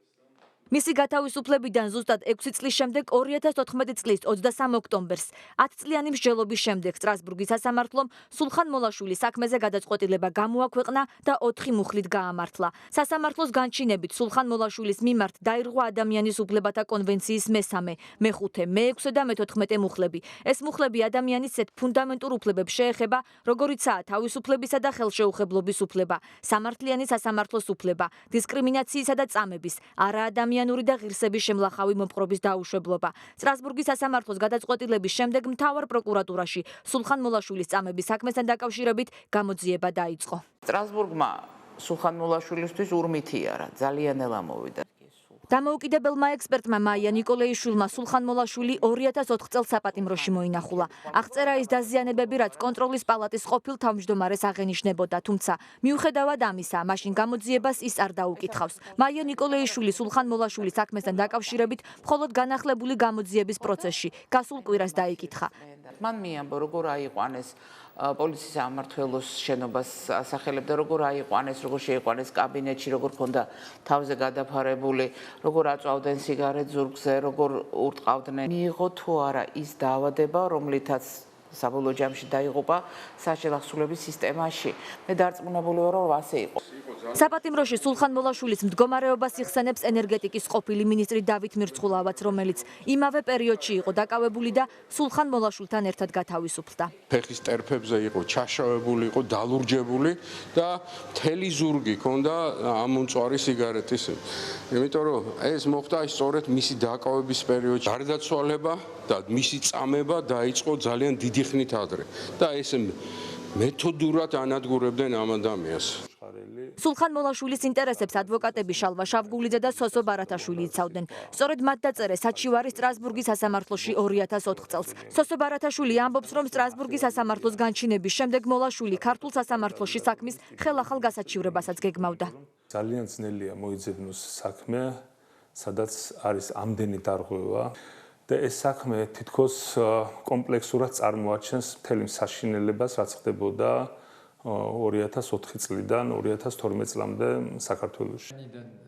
სტრასბურგის სასამართლოს გადაწყვეტილების საფუძველზე სულხან მოლაშვილის წამების ეპიზოდზე დაწყებული გამოძიება მთავარი პროკურატურის ინფორმაციით აქტიურ ფაზაშია. ის რასაც შევალია 10 წლის ლოდინი ჩემი სამშობლოს და ჩემი ქვეყნის წინაშე მე მართალი ვარ. სკანდალები, რომელიც საქართველოში ჩატარებული სოციოლოგიური კვლევის ავტორებს უკავშირდება, კომპანია GfK, თურქეთი და უკრაინა, გაყალბებული სატელევიზიო რეიტინგები, დამალული გადასახადები და რუსეთის მიერ ყირიმის ანექსიის გამართლება. კომპანია GfK-ის სკანდალურ ისტორიებს მიშა ფეიქრიშვილი ამბობთ, მიშა მოგესალმები და გისმენთ. დიახ, ერთია განცხადებები, რომელსაც პოლიტიკოსები აკეთებენ კონკრეტული კვლევების სანდოობასთან დაკავშირებით და მეორეა ფაქტები. ამჯერად კომპანია GfK-ის თან დაკავშირებით ჩვენ დღეს დავინტერესდით, ვინ არის ეს კომპანია და რატომ უკავშირდება მის წარსულ საქმიანობას მუდმივად სკანდალები. ეს არის კომპანიის საიმიჯო კლიპი, წარმომადგენლობა 100-ზე მეტ ქვეყანაში, 13,000 თანამშრომლით და 1,3 მილიარდ ევროზე მეტი გაყიდვებით არის ცნობილი. მიუხედავად ასეთი წარმომადგენლობითი მონაცემებისა, კომპანია არაერთხელ აღმოჩნდა მსოფლიო მედიის ყურადღების ცენტრში და ძირითადად სკანდალებით. სკანდალი ნომერი 1, უკრაინა. 2 წლის წინ კომპანია GfK-ის ოფიციალურად ჩამოართვეს სატელეფონო რეიტინგების გაზომვის უფლება, მიზეზი მოსყიდული ეგრეთ წოდებული პანელისტები აღმოჩნდნენ. სქემა იყო საკმაოდ მარტივი, ოჯახებს, სადაც დამონტაჟებული იყო ეგრეთ წოდებული ფიფლმეტრები, კომპანია ყოველთვიურად უხდიდა $1,200 იმისთვის, რომ ტელევიზორი ჩართული ყოფილიყო კონკრეტულ არხზე. შედეგად სატელევიზიო რეიტინგების შედეგები იყო ხელოვნურად შედგენილი, მაშინ ზარალიც დაითვალეს და გამოარკვიეს, რომ ასეულობით მილიონის ზიანი მიადგა ტელეკომპანიებსა და ბიზნეს კომპანიებს. საქართველოს პარლამენტის ყოფილი წევრი ირაკლი გოგავა, რომელიც ამ სკანდალის დროს უკრაინის პრეზიდენტის მრჩევლად მუშაობდა, დღეს ჩვენთან საუბარში იხსენებდა სწორედ ამ მოვლენებს. ისინი სხვადასხვა ქვეყანაში არიან შემჩნეულები პატარა ცუღლუტობებში, მაგალითად უკრაინაში, უკრაინის ინდუსტრიულმა სატელევიზიო კომიტეტმა მათ ჩამოართვა გაუწყვეტა ვადაზიადრე ხელშეკრულება იმის გამო, რომ ხდებოდა სატელევიზიო რეიტინგების გაყალბება. ხდებოდა სპეციალური ინსტრუქციის დარიგება, რომელი არხისთვის ეყურებინათ, რომელისთვის არ ეყურებინათ, რამდენი ხანი ეყურებინათ. შესაბამისად ეს ფაქტი იქნა დადგენილი მით უმეტეს იმ საგამოძიებო გერმანული კომპანიის მიერ, კროლის მიერ, რომელიც თავად GFK-მ ჩამოიყვანა. შედეგად უკრაინის ინდუსტრიულმა კომიტეტმა სატელევიზიო გაუწყვეტა ვადაზიადრე მათ კონტრაქტი და შემოიყვანეს ამერიკული ამჯერად კომპანია ნილსენი. კომპანია GFK იყო ის კომპანია, რომელმაც რუსეთის მიერ ანექსირებულ ყირიმში ჩაატარა სოციოლოგიური კვლევა და ასეთი შედეგი გამოქვეყნდა. 82% მიიჩნევდა, რომ ყირიმი უნდა გაერთიანდეს რუსეთთან, მხოლოდ 4% იყო უკრაინის შემადგენლობაში ყოფნის მომხრე. დასავლურ მედიაში უკვე ღიად მიანიშნებენ, რომ სწორედ ეს კვლევა გახდა რუსეთისთვის ანექსიის ერთ-ერთი მთავარი თავის გასამართლებელი ფაქტორი საერთაშორისო არენაზე. კიდევ ერთი სკანდალი უკავშირდება თურქეთს. კომპანია GFK-ის თანამშრომლები სახელმწიფოს გადასახადებს უმალავდნენ, როგორც აღმოჩნდა და როგორც გამოირკვა საბოლოოდ ზიანმა 21 მილიონი ევრო შეადგინა. სისხლის სამართლის საქმე კომპანიის რამდენიმე თანამშრომლის წინააღმდეგ აღიძრა. ეს საქმე რამდენიმე წლის წინ თურქული მედიის ერთ-ერთ მთავარ თემადაც იქცა. დღეს ჩვენ შევეცადეთ, რომ საკითხებთან დაკავშირებით გავსაუბრებოდით სოციოლოგებს, თუმცა ამ თემებთან დაკავშირებით კომენტარის გაკეთებისგან მათ თავი შეიკავეს. გამომდინარე იქიდან, რომ არსებობს კიდევ ერთი შეკითხვა ბოლო კვლევაში, რომელიც საქართველოში ჩატარდა, ვინ ჩაატარა საველე სამუშაოები, მით უმეტეს მაშინ, როდესაც საქართველო არ შედის იმ 100-მდე ქვეყნებს შორის, სადაც კომპანიას საკუთარი წარმომადგენლობა ყავს. საქართველოში გაჩენილი შეკითხვების შემდეგ ჩვენ დავუკავშირდით GFK-ის სათაო ოფისს, სადაც განგვიცხადეს, რომ შეკითხვებზე პასუხს მხოლოდ წერილობით უპასუხებენ. ჩვენ რა თქმა უნდა, ველით კომპანიისგან პასუხებს და თემას მომავალ დღეებში კვლავ მიუბრუნდებით. მადლობა, ეს მიშა ფეიქრიშვილი იყო. მიშა ფეიქრიშვილი გვერდებოდა პირდაპირ ეთერში დეტალებით. ერთიანი ნაციონალური მოძრაობის ლიდერებმა კი ნიკა მელიამ და დავით ბაქრაძემ კასპში მაჟორიტარობის კანდიდატი წარადგინეს დეპუტატობისთვის ნუგზარ ნუნიაშვილი იბრძოლებს, რომელიც კასპში 2006-2012 წლებში გამგებლის მოადგილე იყო. ნაციონალური მოძრაობის ლიდერებმა მოსახლეობას ასევე მათი საარჩევნო დაპირებები გააცნეს. მაჟორიტარობის კანდიდატის განცხადებით, ქართულმა ოცნებამ მმართველობის 4 წელი ვერ გამოიყენა. მისივე თქმით, გამარჯვების შემთხვევაში ადგილობრივი ბიუჯეტის მიზნობრივად ხარჯვას მიაქცეს ყურადღებას. ჩვენ კასპში მხოლოდ და მხოლოდ გამარჯვებას ვაპირებთ. მე არ მეგონება კასპში არც ერთი თუნდაც ქართული ოცნების ხარდაჭერი, რომელიც კმაყოფილი იყოს იმით, რაც ხდება უკანასკნელ 4 წლის განმავლობაში კასპში. ჩვენ გავაკეთებთ საქმეს საზოგადოებიდან გამომდინარე, საზოგადოების ინტერესებიდან გამომდინარე და რაც ყველაზე მთავარი მიზანი არის დღეს ჩვენი საზოგადოების გაერთიანების ეს მთავრობა, ქართული ოცნება, ქართულმა საზოგადოებამ უნდა გავაცილოთ ისეთი დემოკრატიის გზით, როგორი დემოკრატიის გზითაც მოვიდა ქართული ოცნება სახელმწიფო სათავეში. რაგბის ეროვნული ნაკრების მიერ ოკეანეთა ტურნეს დაუმარცხებლად დასრულების და მსოფლიო ჩემპიონატზე 20 წლამდე ახალგაზრდების წარმატებული ასპარეზობის შემდეგ ქართველი მორაგბეები სპორტისა და ახალგაზრდობის საქმეთა სამინისტროს წარმომადგენლებს შეხვდნენ. საზეიმო მიღება ახალ სპორტის სასახლეში გაიმართა, რომელსაც რაგბის კავშირის პრეზიდენტი და ასევე სამწვრთნელო შტაბი დაესწრო. ტარიელ ხეჩიკაშვილმა ეროვნული ნაკრების მწვრთნელ მილტონ ჰეიქს სპორტის რაინდის წოდება მიანიჭა და ქართული რაგბის განვითარებაში შეტანილი წვლილისთვის მადლობაც გადაუხადა. სპორტის მინისტრმა შეხვედრაზე ფონდ წვლილზეც ისაუბრა და აღნიშნა, რომ მშენებარე კიდევ 10 ახალი მოედანი სპორტსმენებს შესაძლებლობას მისცემს საქართველოს სხვადასხვა ქალაქში პროფესიულად განვითარდნენ. ოკეანეთა ტურნეს ეგრით საქართველოს ნაკრებმა 3 შეხვედრა გამართა, მათ შორის 1 ფრედ, 2 კი გამარჯვებით დაასრულა და მსოფლიო რეიტინგში ქართული რაგბისტვის სარეკორდო მე-11 ადგილზე გადაინაცვლა. საქართველოს 20 წლამდელ მორაგბეთა ნაკრებმა კი ინგლისში გამართულ ახალგაზრდულ მსოფლიო ჩემპიონატზე მე-10 ადგილი დაიკავა. ჩვენ უნდა დავუფასოთ ყველა იმ ადამიანს, ვისაც უყვარს საქართველოს პატრიოტთა ემსახურება და ნაკლების თავკაცი გამორჩეული ამ კუთხით და ამიტომაც დავუფასოთ ასეთ შრომა. იმედია სახელმწიფოსთან რაგის კავშირთან ერთად ასევე კერძო სექტორიც ჩემ მამული შურო საქმეში და ფონდ ქართუს მაგალითს მიმართავენ სხვა კერძო კომპანიების მიბაძავენ და ერთობლივად შეძლებთ რომ ინფრასტრუქტურას გამოვანთოთ და სპორტიც. ეს ჯილდო არა მხოლოდ ჩემი, არამედ ყველა იმ ადამიანის აღიარებაა, ვინც ჩართული იყო ამ ტურნირში. ის რომ ჩვენ ვართ მსოფლიო რეიტინგში მე-11 ადგილზე არის ძალიან დიდი მიღწევა. პირველად ვიყავით ოკეანეთში ჩასული და დაუმარცხებლად დავბრუნდით. მინდა მადლობა გადაუხადო ყველა მოთამაშეს ამ ისტორიული გამარჯვებისთვის. ჩვენ კიდევ ერთი ნაბიჯი გადავდგით წინ, იმისკენ რომ ის 6-ერი, რომელიც დაკეტილი არის ჩვენც ევროპის 6-ერი, გაგვიხსნა და შეგვიშვა შიგნით. დღესდღეობით მე-11 ადგილზე ვართ მსოფლიო რეიტინგში და ნოემბრისთვისთვის ალბათ ვეცდებით უკვე რომ 10-ში შევიდეთ. მოვიგეთ 19 წლამდე ევროპა, მერე მოვიგეთ ალაფის თასი და პირველად გავედით რა თქმა უნდა მსოფლიო ჩემპიონატზე. ეს პირველად გასულ მსოფლიო ჩემპიონატზე კიდე ძალიან დიდ წარმატებას მივაღწიეთ. ნელ-ნელა პროგრესირება განვიცადეთ ყველა თამაშიდან და რა თქმა უნდა ეს სასურველი შედეგი იყო რა ჩვენ ერთი თამაშის მოგება და ვანახეთ რა თქმა უნდა მსოფლიოს რომ ჩვენ ვართ ღირსები ვითამაშოთ ამ დონეზე და ესეთ გუნდებთან.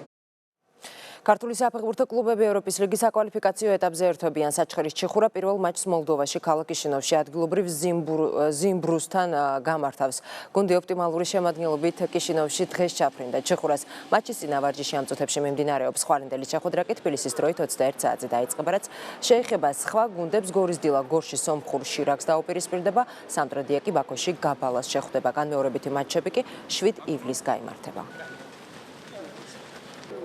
რთულია იმის ხმა პირველ ნომრად ვითამაშებთ მეორე ნომრად ყველაფერს თქვათ მოწინააღმდეგე რის საშუალებასაც გაძლევს რა თამაშის საშუალებასაც გაძლევს თქვათ ეს თამაში იქნება ხვალ მე მგონია რომ ჩვენ გოლი გვინდა აუცილებლად გოლის გატანა და ამაზე ყალინდელი თამაში რა თქმა უნდა პრიორიტეტი ეს იქნება. ავსტრიაში გავლილი სპორტი ძალიან დაგვეხმარა ჩვენ იმიტომ რომ ამხანაგური მატჩები ჩავატარეთ რომელიც ჩვენთვის სასარგებლო იყო. და თამაშიდან თამაშამდე ერთმანეთს ვეწყობით და ხვალ საბრძოლოდ გავალთ და ძალიან მნიშვნელოვანია რომ პირველი თამაში გასვლაზეა, იმიტომ რომ მე სახში შეგვიძლია ნახოთ როგორ ვეთამაშოთ სიმბოს. საბრძოლო განწყობა არის გუნდში, გუნდმა გაიარა საკმაოდ ნაყოფიერი შეკრება, საკმაოდ კარგი საკონტროლო მატჩები ჩავატარეთ. გუნდი არის ასე ვთქვათ კარგ განწყობაზე, დადებით განწყობაზე და ვიმედოვნებთ რომ ხვალ ჩვენთვის სასურველი შედეგით დამთავრდება ეს მატჩი. სოფელ ხვიდორში აკაკი წერეთლის მუზეუმის კომპლექსში შემავალი საგამოფენო დარბაზის სრული რეაბილიტაცია მიმდინარეობს. პროექტი, რომლის საერთო ღირებულებაც 470,000 ლარია, სავარაუდოდ მიმდინარე წლის სექტემბერში დასრულდება. თანამედროვე სტანდარტებით რეაბილიტირებულ საგამოფენო დარბაზში დამთვალიერებლებს შესაძლებლობა მიეცემათ აკაკი წერეთლის იშვიათი ნივთებიც დაათვალიერონ, რომელიც ამ დრომდე მუზეუმის საცავში ინახებოდა. სოფელ ხვიდორში სამუშაოების მიმდინარეობა კულტურის მინისტრმა დაათვალიერა. რა იშვიათი ნივთების გამოფენა იგეგმება რეაბილიტირებულ საგამოფენო სივრცეში, ნახეთ რეპორტაჟი ხვიდორიდან.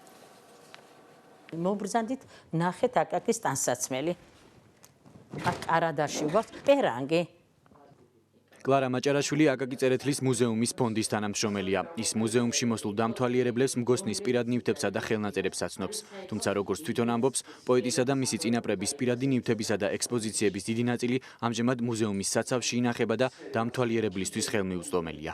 ის ნივთები, რომელიც ჩვენთან მუზეუმში ფონდში არის დაცული, ადამიანამდე ხალხის მნახველებამდეც არ მიდიოდა, რადგანაც ჩვენ არ ქონდა საექსპოზიციო დარბაზი. ექსპოზიციების დიდი ნაწილი მუზეუმიდან მალე ახალ საგამოფენო დარბაზში გადავა, სადაც თემატურად მოხდება დარბაზის დაყოფა და აკაკი წერეთლის ცხოვრების მნიშვნელოვანი მომენტების ასახვაც. კლარა მაჭარაშვილის თქმით, მუზეუმს მნახველები დღესაც არ აკლია, თუმცა მათი რაოდენობა სარეაბილიტაციო სამუშაოების დასრულების შემდეგ კიდევ უფრო გაიზრდება.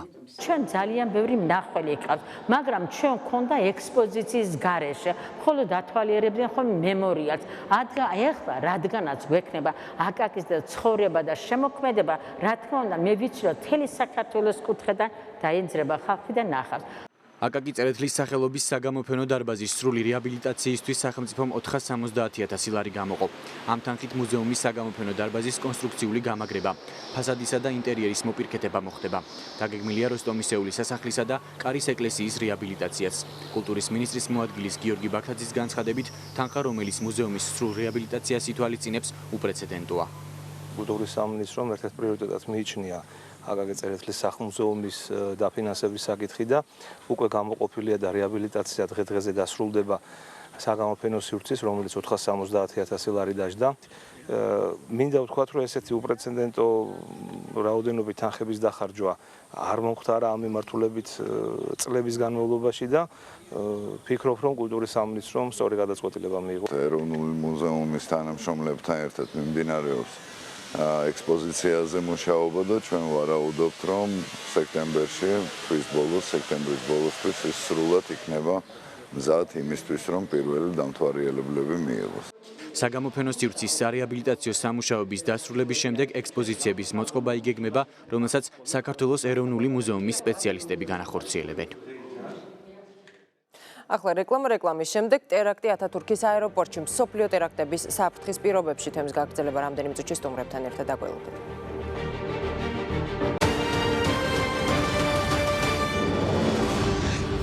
2030 პირდაპირ ეთერში ბრუნდება მორიგი ტერაქტი და მსოფლიო თანამეგობრობის რეაქცია. შესაძლებელია თუ არა უსაფრთხოების ზომების გამკაცრებით ტერაქტების თავიდან აცილება და რა უნდა გაკეთდეს ტერორიზმის შესაჩერებლად. რამდენად ეფექტიანია საქართველოს უსაფრთხოების სამსახურის მუშაობა ამ მიმართულებით და არის თუ არა დაცული ქვეყნის მოსახლეობა. ფილოსოფიის დოქტორი ირაკლი ბათიაშვილი უპასუხებს ჩვენ შეკითხვებს. ბატონო ირაკლი, მოგესალმები. ძალიან დიდი მადლობა პირველ რიგში იმისთვის, რომ დაგვითმეთ დრო და იმყოფებით ჩვენთან სტუდიაში. ბატონო ირაკლი, ტერორიზმი არ არის, ასე ვთქვათ, ერთი რომელიმე კონკრეტული ქვეყნის პრობლემა. ეს არის ძალიან მასშტაბური გახდა მით უფრო ბოლო პერიოდში და ბოლო მოვლენების გათვალისწინებით. საინტერესო თქვა, აი ამ რთულ ვითარებაში სად არის გამოსავალი? სად უნდა ვეძებოთ გამოსავალი? მე პირველ რიგში მინდა მიუსამძირო თურქ ხალხს. მე მინდა მიუსამძირო ყველა დაღუპულთა ოჯახებს, თურქეთის საელჩოს და ყველა დაღუპულთა იქ სხვადასხვა ეროვნების ხალხი იყო, იცით, საუდის არაბეთიდან, ჩინეთიდან, უკრაინიდან. ყველას მიუსამძირო ეს დიდი ტრაგედია.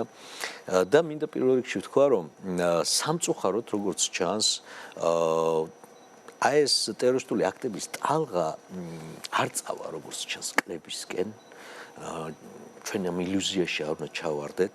პირიქით, როგორც ჩანს, ის წავა ის გახდება სულ უფრო და უფრო ინტენსიური და მისი არეალი გეოგრაფიული ევროპასა და აზიაში და კიდევ სხვაგანაც გაიზრდება და აი ეს ბევრ ფაქტორებთან არის დაკავშირებული. მიუხედავად იმისა, ხა ჩვენ გვეგონება ეს გულუყვილოთ, რომ აი იმიტომ რომ შეცდომა სუსტია თურქეთს ყავს სამსახურების სისტემაზე ძალიან ბევრი ადამიანი არის ექსპერტებიც საუბრობენ. თურქეთს თვითონ ყავს ერთ-ერთი უძლიერესი სპეცსამსახური უშიშროება მიტიქვია. მე მათ ესე ვთქვათ, ვიცი ელემენტად მათ შტაბ-ბინაში ვარ ნამყოფი აფხაზეთის ომის პერიოდში საჭირო იყო რაღაცა და მე ესე მიმიწვიეს იქ და ერთ-ერთი უძლიერესი ცნობილია. და რა თქმა უნდა თურქეთს თვითონ უსაფრთხოების ზომები მთლიანად გამომდინარე მთლიანი სიტუაციიდან რა რაოდენობის ტერაქტები ხდება და რა პრობლემა და საერთოდ ისიც უნდა გავითვალისწინოთ რომ უკვე მე 20 წელზე მეტია ევროპის და მსოფლიოს საწამყვანო სახელმწიფოება დაიწყეს ინტენსიური მუშაობა რამდენი ხანია სწორედ რომ შეემუშავებინათ უსაფრთხოების ახალი არქიტექტონიკა ახალი მეთოდები ტერორიზმის წინააღმდეგ ბრძოლის მაგრამ მიუხედავად ამისა ვხედავთ რომ შედეგები არ არის საგრძნობი ეს არის ამ სიტყვის სრულმნიშვნელობით დღეს ეს ექსპერტები ესეც უწოდებენ ახალი ტიპის ომი ამას ვი ასიმეტრიული ომი მეოთხე თაობის ომი და ეს არის ყველაზე საშინელი ხასიათის ომი და თანაც უნდა გავითვალისწინოთ რომ ეხლა ძირთად მართალია არავის არ აუღია თავის თავზე ეს ტექ მაგრამ ეს არის ერთ-ერთი უმნიშვნელოვანესი ძალიან უცნაური რამეა იმიტომ რომ ესე ვიღებენ თუმცა ძირითადი ეჭვი სტილიდან გამომდინარე არის ისლამურ სახელმწიფოზე და ჩვენ უნდა გავითვალისწინოთ ის ვითარება რაც ეხლა მახლობელ აღმოსავლეთში ხდება როდესაც პრაქტიკულად ძიმე მდგომარეობაში ჩავარდნენ მთელი იგივე ისლამური სახელმწიფო, იგივე ჯაბხატ-ან-ნუსრა, განსაკუთრებით ისლამური იქ მათ დაკარგეს მთელ რიგ ტერიტორიები, იგივე ფალუჯა დაკარგეს, პალმირა, რამადი, ახლა კიდევ ინფრასტრუქტურა ნავთობის შემოსავლების შეუმცირდად და როიცოდეთ ეს არის კიდევ ერთი ფაქტორი, ისინი კიდევ უფრო აგრესიულები გახდებიან, იმიტომ რომ ტერორისტული ორგანიზაციისთვის გადამწყვეტი მნიშვნელობა ტერიტორიას არ აქვს. ის პროტევსივით არის. ერთგან მოსპობ ის მეერე ჩნდება გამიგეთ სხვაგან. ამიტომ ეხლა რა თქმა უნდა მათი მხრიდან ამ პირობებში როცა უტევენ ყველა მხრიდან ესე იგი საფრთხე იმის რომ ტერორისტული აქტების სერია გაგრძელდება და გახდება სულ უფრო და უფრო სახიფათო, რა თქმა უნდა, ეს ფაქტია, რომ გასათვალისწინებელია. ბატონო ირაკლი, შესაძლოა თუ არა, იგივე ვთქვათ, საერთაშორისო თანამეგობრობას ჰქონდეს რაიმე გავლენა მათზე, ანუ რა ტიპის გავლენა შეიძლება მოახდინონ და როგორ უნდა იმოქმედონ მათ. სწორედ ამ შეკითხვით დაუბრუნდები, თუმცა მანამდე, ვიდრე საუბარს განვაგრძობთ, სტამბოლიდან სკაიპით თურქეთში მცხოვრები ქართველი ირაკლი კაკაბაძე ჩაგვერთვება. ირაკლი, მოგესალმები, ძალიან დიდი მადლობა რომ დაგვითმედრო. ირაკლი, ტერაქტის შემდეგ საინტერესოა რა მდგომარეობა ამ დროისთვის სტამბოლში და ხომ არ არის ვთქვათ პანიკა ქალაქში ან რა კეთდება იგივე უსაფრთხოების თვალსაზრისით და მიმართულებით? უპირველესად უნდა აღნიშნო, რომ ის შიში, რაც ეხლა არის ქალაქში, უკვე ბოლო 2 კვირის განმავლობაში ისედაც იყო. მოქალაქეები ელოდნენ ასეთ ტერაქტს თუ არა, მსგავს, იმიტომ რომ იყო რაღაცა გაფრთხილებები, ჭორები და თან რამადანია იცით და დღესასწაულებისთვის, ბაირამისთვის ელოდნენ რაღაცა ისეც მასშტაბურ ტერაქტს და მართლაც არ დაახოვნა. ამიტომ იყო რომ ქალაქი დაცლილია, შეიძლება ითქვას მოქალაქეებისაგან, ადრევე გავიდნენ სტამბოლელები, ვისაც კი შეეძლო სოფელში ან დაუშვათ დასასვენებლად წაფრულად სადმე წასვლა. ტურისტებიც ნაკლებად არის ქალაქში და დღეიდან კიდევ უფრო ნაკლები იქნება ალბათ და შიში არის, რა თქმა უნდა, შიში არის და მოლოდინი არის, რომ ეს არ გაჩერდება. თქვენ იცით, რომ 2015-2016 წლებში უკვე მერვე ტერაქტია. ეს ასეთი მასშტაბური თუ არ იყო, არც ნაკლები ტერაქტები იყო, არც ანკარაში, არც სტამბოლში, სულთან აჰმედის მოედანზე.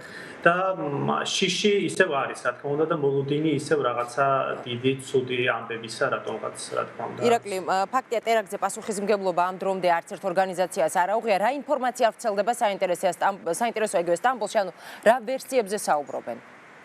სხვათა შორის ახლა ხანს თურქულმა მედიამ გაავრცელა ინფორმაცია, ოღონდ არ არის დაზუსტებული ეს ინფორმაცია, რომ ისლამურმა სახელმწიფომ აიღო თავის თავზე ეს ტერაქტი.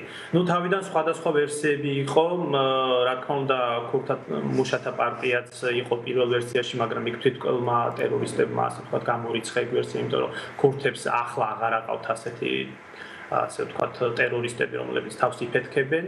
აქ იყო ძალიან სიმბოლური კალაშნიკოვის გამოჩენა თვითონ და სხვადასხვა ვერსიები იყო. თავიდან იყო ლაპარაკი, რომ თვითონ ეს ტერორისტები ჩამოფრინდნენ, მე უკვე შეიცვალა ვერსია და ტაქსით მოვიდნენ აეროპორტში და შემდეგ მოხდა თავდასხმა. და დეტონატორებთან აიფეთქეს თავი. ვერსია ძალიან ბევრი იყო, იქიდან გამომდინარე, რომ ოფიციალური ხელისუფლება თავს იკავებდა და სხვადასხვა სცენარს ატრიალებდა. თავიდანვე თურქულმა მედიამ, როდესაც ხელისუფლებამ გამოაცხადა 10 დაღუპული, თავიდანვე თურქულმა მედიამ თქვა, რომ ეს იყო სტარი ინფორმაცია და დღეს კი ვიცით, რომ სადღაც 41-მდე არის ოფიციალური ანუ დაღუპულთა რაოდენობა ასული. და ამბობენ, რომ კიდე შეიცვლება და აი მედია სწორედ ამას ამბობდა, რომ ხელისუფლება თავიდანვე არ იქცეოდა კეთილსინდისიერ და ყველაფერს არ ამბობდა, რაც იქ ხდებოდა და როგორადაც მიმდინარეობდა მოვლენები. ირაკლი, თქვენ თქვით, რომ არის რამადანი და მოქალაქეები ტერორისტულ აქტს ელოდებოდნენ.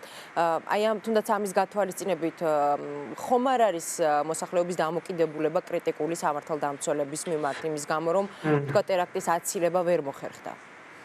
კრიტიკული დამოკიდებულება ძალიან დიდია და პროტესტიც ძალიან დიდია, იმიტომ რომ უკვე აი მე რამდენი ტერაქტია, რომ მოსახლეობა და მოქალაქეები ერთ-ერთს ამბობენ, რომ უსაფრთხოების ზომები არ არის დაცული და არ არის სათანადოდ დაცული. რის საფუძველზე აკეთებენ ისინი ამ ტიპის განცხადებებს? ტერაქტების საფუძველზე თუ თქვა შეინიშნება გარკვეული ტერაქტების საფუძველზეც და ტერაქტების საფუძველზეც და არც მეტროებში, არც სადგურებზე, არც სავაჭრო ცენტრებში მე ვიყავი რამოდენიმე კვირის წინ აეროპორტში, აი ესეთი განსაკუთრებული უსაფრთხოების ზომი ნამდვილად არ შეინიშნება. თუმცა აუცილებლად უნდა აღვნიშნოთ, რომ თვითონ თურქეთი ახლა ძალიან თუ ვითარებაშია, ძალიან დიდი ძალებია აღმოსავლეთ თურქეთში მობილიზებული, იცით რომ იქ ქურთებთან როგორი დაპირისპირება, სირიის საზღვართან და ასე შემდეგ. ანუ ბევრი პრობლემა აქვს ახლა სახელმწიფოს, ბევრ ფრონტზე უწევს ბრძოლა. შეიძლება გაუგოთ კიდევაც, მაგრამ მოქალაქეები აკრიტიკებენ, აპროტესტებენ, რომ უსაფრთხოების ზომები არსად არ იგრძნობოდა და არ იყო გამკაცრებული. გასაგებია, ძალიან დიდი მადლობა ირაკლი, რომ დაგვითმეთ დრო 20-30 შეკითხვებს სტამბოლიდან ირაკლი კაკაბაძე პასუხობდა. ბრუნდებით სტუდიაში ირაკლი ბათიაშვილი, ჩვენი სტუდიის სტუმარი. ბატონო ირაკლი, თქვენ საუბრობდით, რომ სპეცსამსახურები თურქეთის უსაფრთხოების სამსახური არის ძალიან ძლიერი, ყოველთვის მუდმივად მობილიზებული. თქვათ უფრო მეტი რომ გითხრათ, მეტი რომ გაგვაგებინოთ მოქალაქეებს. რამდენად მნიშვნელოვანია თქვა ჩვენთვის თვალსაჩინო ყურადღება, იგივე თქვა გაძლიერებული ყურადღება ბევრი სამართალდამცველები ქუჩაში. ეს ერთმნიშვნელოვნად გულისხმობს თუ არა? ბევრი სამართალდამცველების, ესე რომ თქვა, თვალსაჩინოდ ყოფნას უსხედავდეთ ყველგან პოლიციელებს და უშროების ხალხს. ამას არავითარი ეს არის თავარი არის, რა თქმა უნდა, აქედან დასკვნა უნდა იქნეს გამოტანილი და დასკვნები რა თქმა უნდა ჩვენზე ახლა ჩემზე მეტად გამოაქვს და მუშაობენ ამაზე მთელი მსოფლიოს წამყვანი სპეცსამსახურები რა ახალი მეთოდები შეიმუშაონ რა ახალი ტექნოლოგიები რა ახალი საერთოდ პოლიტიკა შეიმუშაონ ტერორიზმის წინააღმდეგ საბრძოლველად უკვე რამდენი ხანი მაგრამ როგორც ჩანს უნდა გადაახალისონ ყველაფერი ჩვენ ახლა ამაზე ჩვენ უნდა ვიფიქროთ ჩვენ რა ესე იგი რა გვაქვს სადაც თურქეთს უჭირს სადაც ამერიკის შეერთებულ შტატებს უჭირს აუცილებლად უნდა კითხოთ კიდევ ერთი ნაწილი აი ამ დიდი სურათისა რამდენად შესაძლოა თქვა საერთაშორისო ურთიერთობებს კონდეს გავლენა ტერაქტებზე ანუ ამის იქიდან გამომდინარე გეკითხებით რომ საკმაოდ ხანგრძლივი და საკმაოდ იგივე დაძაბული ურთიერთობის შემდეგ თურქეთმა დიალოგი დაიწყო ისრაელთან ასევე დიპლომატიური ურთიერთობის აღდგენა დაიწყო ამავდროულად რუსეთთან შეიძლება ითქვას რომ შესაძლოა თქვა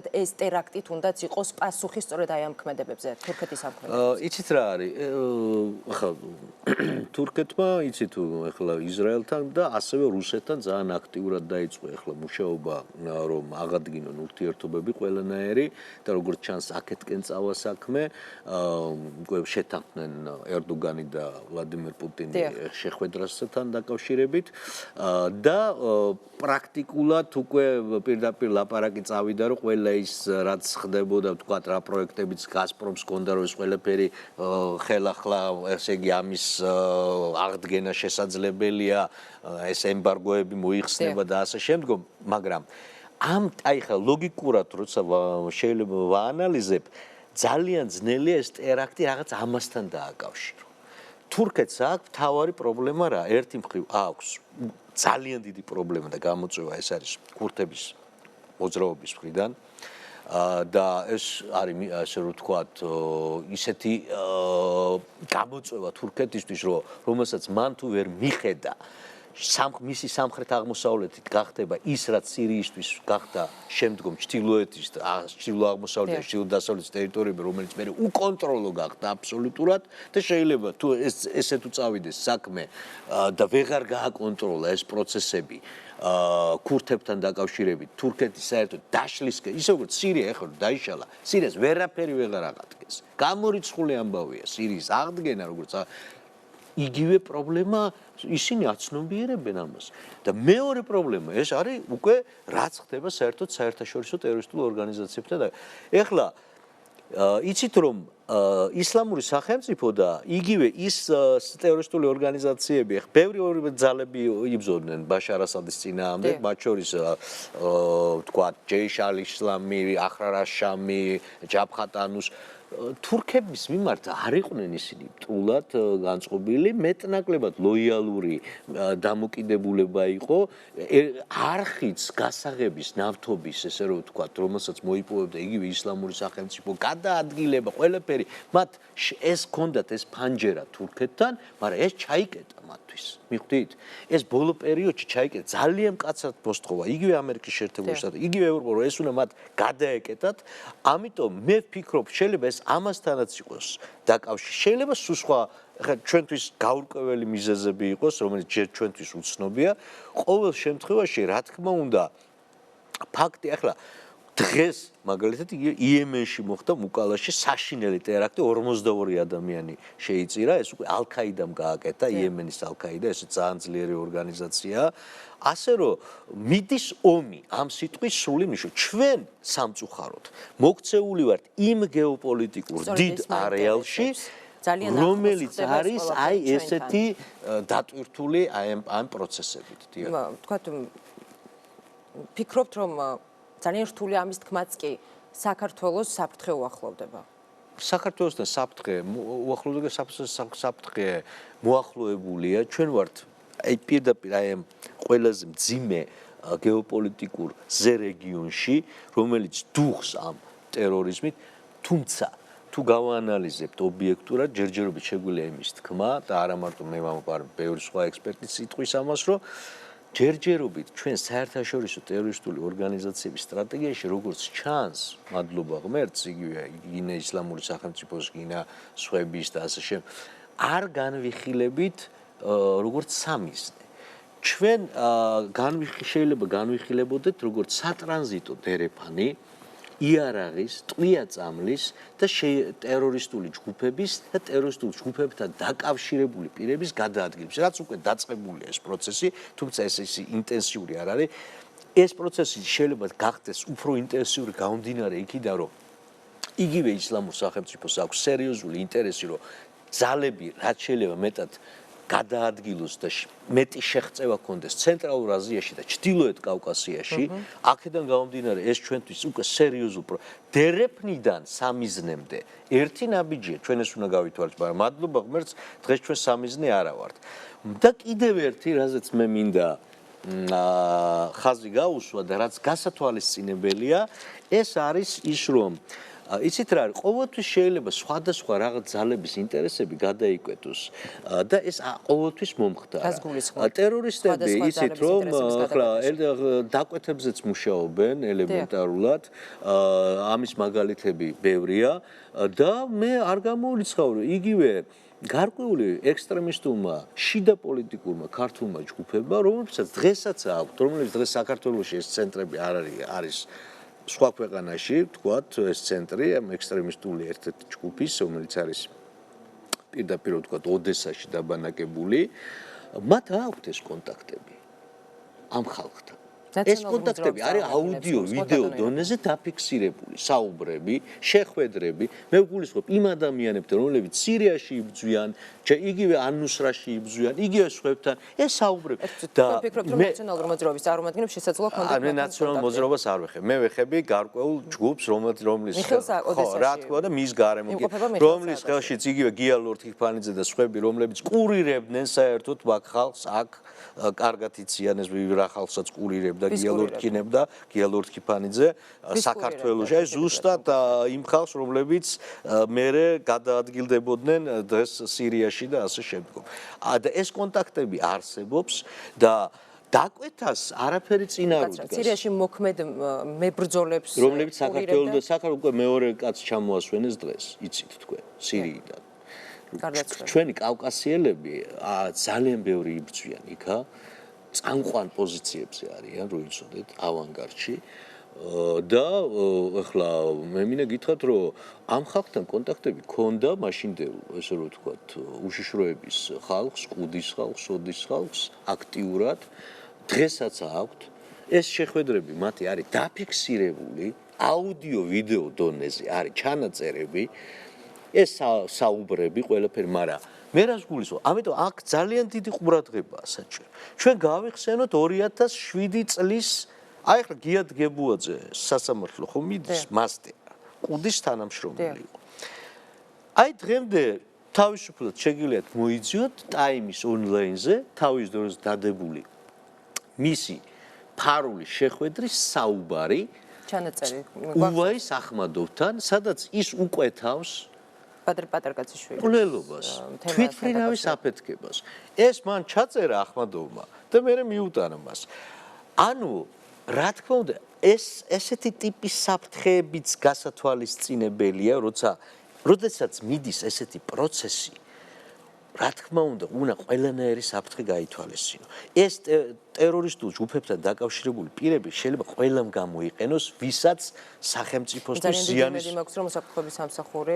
ამიტომ რა თქმა უნდა, ჩვენთვის ნომერ პირველი ამოცანა დღეს უნდა იყოს სწორედ უსაფრთხოების სისტემის გაძლიერება და ჩვენი სპეცსამსახურების მუშაობის სულ სხვა დონეზე აყვანა და რა თქმა უნდა, ისინი რა თქმა უნდა მუშაობენ, მაგრამ მათი ესე მუშაობა საჭიროებს გაცილებით მეტ ესე რომ ვთქვათ, გადახალისებას, რეორგანიზაციას ბატონო ირაკლი, დრო რამდენიმე წუთის წინ ამოიწერა ჩვენთვის განკუთვნილი საერთო დრო, თუმცა აუცილებლად ჩვენი საუბრის დასასრულს სულხან მოლაშვილი უნდა გავიხსენო, უნდა 2030-ის სახელით კიდევ ერთხელ მინდა რომ მიუსამძიმრო მის ოჯახს. მე ვიცი რომ თქვენ მეგობრები იყავით, თუ გსურთ რამის თქმა, შეგიძლიათ. მე მინდა ღრმამწუხარება, აი ეს ჩემთვის იყო ლახვარებით, ღრმამწუხარება გამოხატო სულხან მოლაშვილის გარდაცვალებასთან, მთელ მის ოჯახს, ყველას მის ახლობლებს მიუსამძიმრო.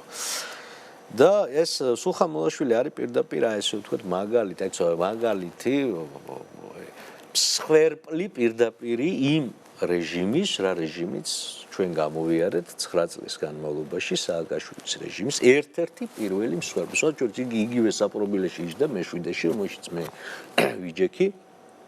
სულხან მოლაშვილის წამება არის და როდესაც დღეს ლაპარაკობენ არავის არ უწამება, ეს არის სირცხვილი, უზნეობა ამას. სულხან მოლაშვილის წამება არის ფოტომასალა. როგორ კაცმა იქ ციხეში იჯდა თავისთავად იწამა? ის რომ თელს ხეულზე ნაიარევები აქვს და ნამწვავები და ისა რა თავისთავს იწვავდა შეიძლება ესეთი რამის ლაპარაკი ესა ფოტომასალა ეს არის სტრასბურგის სასამართლოს გადაწყვეტილებაში დაფიქსირებული სოსო ბარათაშვილი რომელიც ასევე ჩემი ადვოკატი მისი ადვოკატია და რა თქმა უნდა ესე იგი სულხან მოლაშვილი ამიტომ ჩვენ მეხსიერებაში უნდა მარა დარჩეს როგორც აი მინიშნება რომ რა საშინელებაში გვიწევდა მაშინ ჩვენ ცხოვრება და როდესაც ლაპარაკია რომ ის არავითარი პოლიტიკური პატიმარი არ იყო ისე მაშინ და ჩინოვნიკი რა თანამდებობის პირი ეგრეთ გიგი გულავაც ჩინოვნიკი იყო მერი იყო ჩინოვნიკი ნიშნავს თანამდებობის მე ხა უბრალოდ ვამბობ რაც Facebook-ებზე ვცედება ჩინოვნიკი იყო ვანო მერაბიშვილის და ბაჩუ ახალაიაც ხო ესეა თანამდებობის პირი იყო კი სულხან მოლაშვილი მაგრამ სულხან მოლაშვილი თავის დაპირისპირებას, თავის მკვეთრად ნეგატიურ დამოკიდებულებას არ მალავდა ახალი მოსული ხელისუფლების მიმართ ტელევიზიით პრესით და რა თქმა უნდა ის იყო პოლიტიკური პატიმარი. ამაში ორი აზრი არ არის. და დღეს ესე იგი ჩვენ უკვე მოვესწარით. აი მომსწრენი ვართ იმის რომ ეს კაცი რომელიც მოსპეს იქ ციხეში ამ სიტყვის მოსპეს და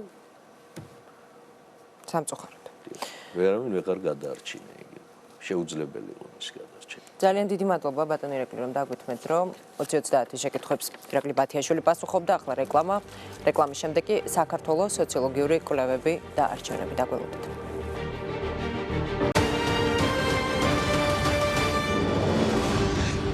2030 პირდაპირ ეთერში ბრუნდება, რატომ აცხადებენ გირჩის წევრები, რომ კვლევის შედეგების შესახებ მიხეილ სააკაშვილმა 3 დღით ადრე იცოდა 2030 შეკითხვებს ახალი პოლიტიკური ცენტრი გირჩის წევრი იაგო ხვიჩი აუპასუხებს.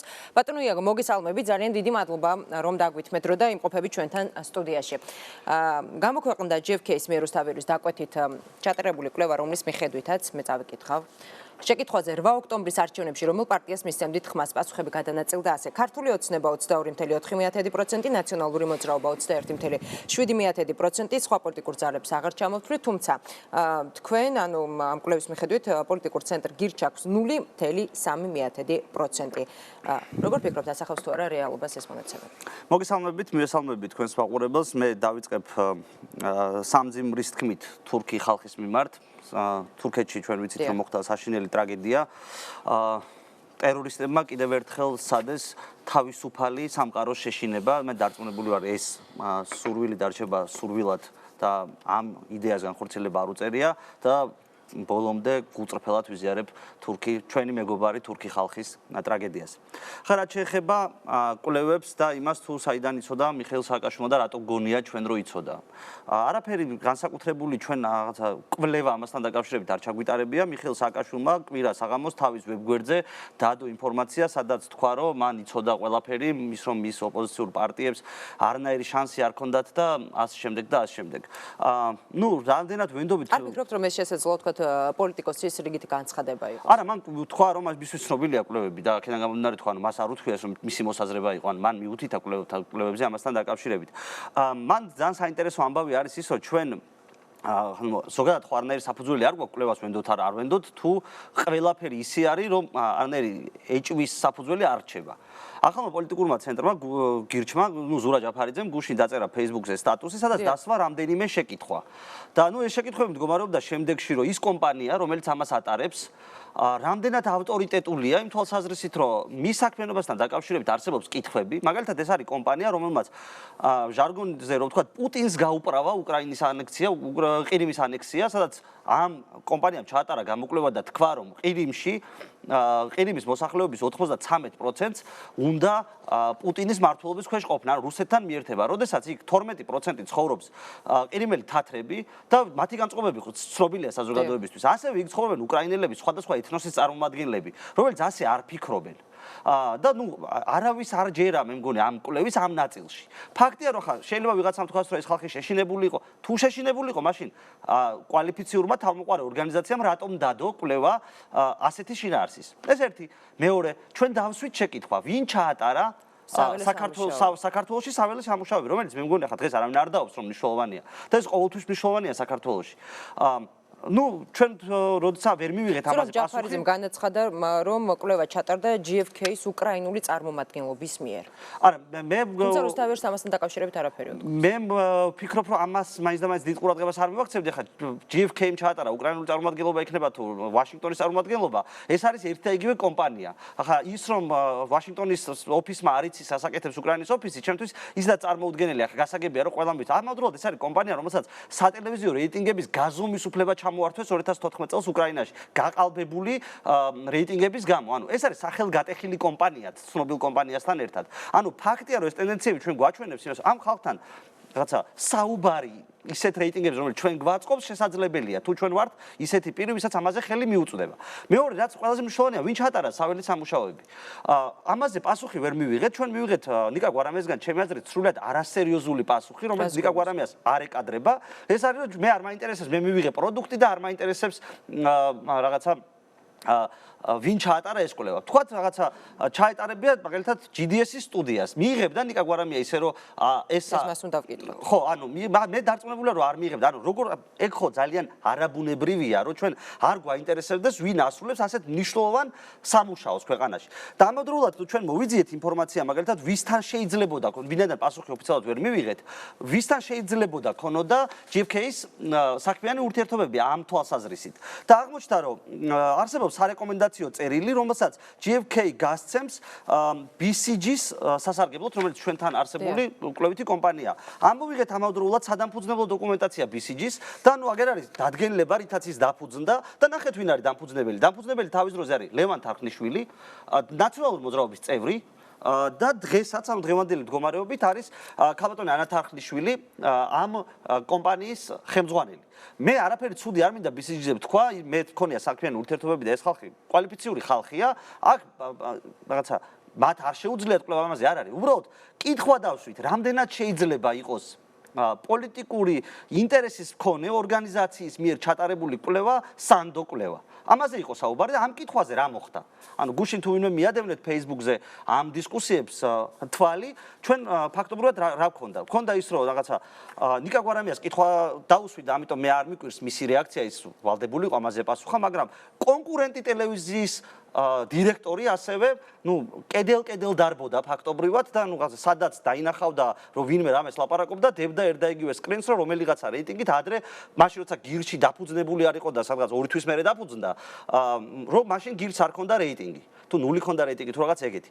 ანუ ფაქტობრივად ჩვენ რაღაცა მხოლოდ სატელევიზიო კვლევასთან არ ქონდა საქმე, ეს კვლევა იყო კარგად გამიზნული და საერთოდ არანაირ მიზანს არ ემსახურებოდა იმას, რომ გამოიგო საზოგადოება ემსახურებოდა. ანუ ფაქტია, რომ საზოგადოების შედეგები, ის შედეგები, რომელსაც თქვენ უნდობლობას უცხადებ. იცით რა, საქართველოში მე არ მახსოვს კვლევა, რომელიც საბოლოო ჯამში არ გახდა დავის საგანი და როგორც წესი პოლიტიკური პარტიების მხრიდან ყოველთვის გამოიყენებოდა რაღაცა მოლოდინების შექმნისთვის, რაღაც ტენდენციების შექმნისთვის. აი ამ კონკრეტულ შემთხვევაში რა მიზანს შეიძლება ემსახურება? მოცემულ შემთხვევაში, ბევრ მიზანს ემსახურება, პირველი ემსახურება საკუთარი მომხრეების გამოწვევას ომში, ანუ თქვათ რა, ნახეთ, ცოტა გვაკლია, სულ ცოტა და მოვდივართ ხელისუფლებაში, რომ რაღაცა ადამიანებს არ ქონდეთ პესიმიზმი, რომ ნაციონალური მოძრაობა ვერ დაბრუნდება და ბრძოლას აზრი არ აქვს. პირველი თავისთავად ცხადი არის ეს. ამავდროულად მე არ გამოვრიცხავ იმას, რომ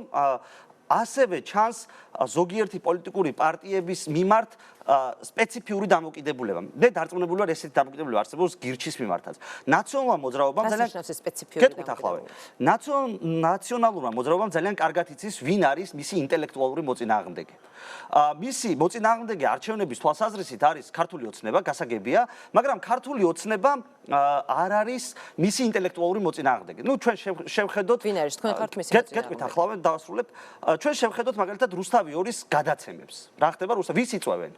იწვევენ ნაციონალურ მოძრაობიდან, ნუ შედარებით განათლებულ გამოსვლა და ვისაც ლაპარაკი შეუძლიათ და რაღაცა შეუხედავი დაქალის პრინციპით იწვევენ ასევე ქართული ოცნების წარმომადგენელს. და შემდეგ მე მიდის მსჯელობა, მაყურებელს ეძლევა შედარების საშუალება, ნახეთ ჩვენ რაჭკვიანები ვართ, ჩვენ უკეთესად გვესმის ბიზნესის, ნუ რა ჩემი აზრით სრულად სასაცილოა ხა რომ ქართული ნაციონალური მოძრაობა რომ ბიზნეს ინტერესებზე ლაპარაკობს, ეს ჩემი აზრით არის ოქსიმორონი საერთოდ, მაგრამ ფაქტია რომ მათ უნდა ეს ტენდენციები, ხოლო სხვა პოლიტიკურ პარტიებს, მაგალითად გირჩს, არ იწვევენ ერთი მარტივი მიზეზის გამო. არის საუბარი ამაზე, რომ თქვენ ხო პატარა პარტია ხართ. და არ გაქვთ რეიტინგი. და ამიტომ ისე გიწვევთ, როგორც რეიტინგი გაქვთ. ამავდროულად რეიტინგსაც ჩვენ ვზომავთ.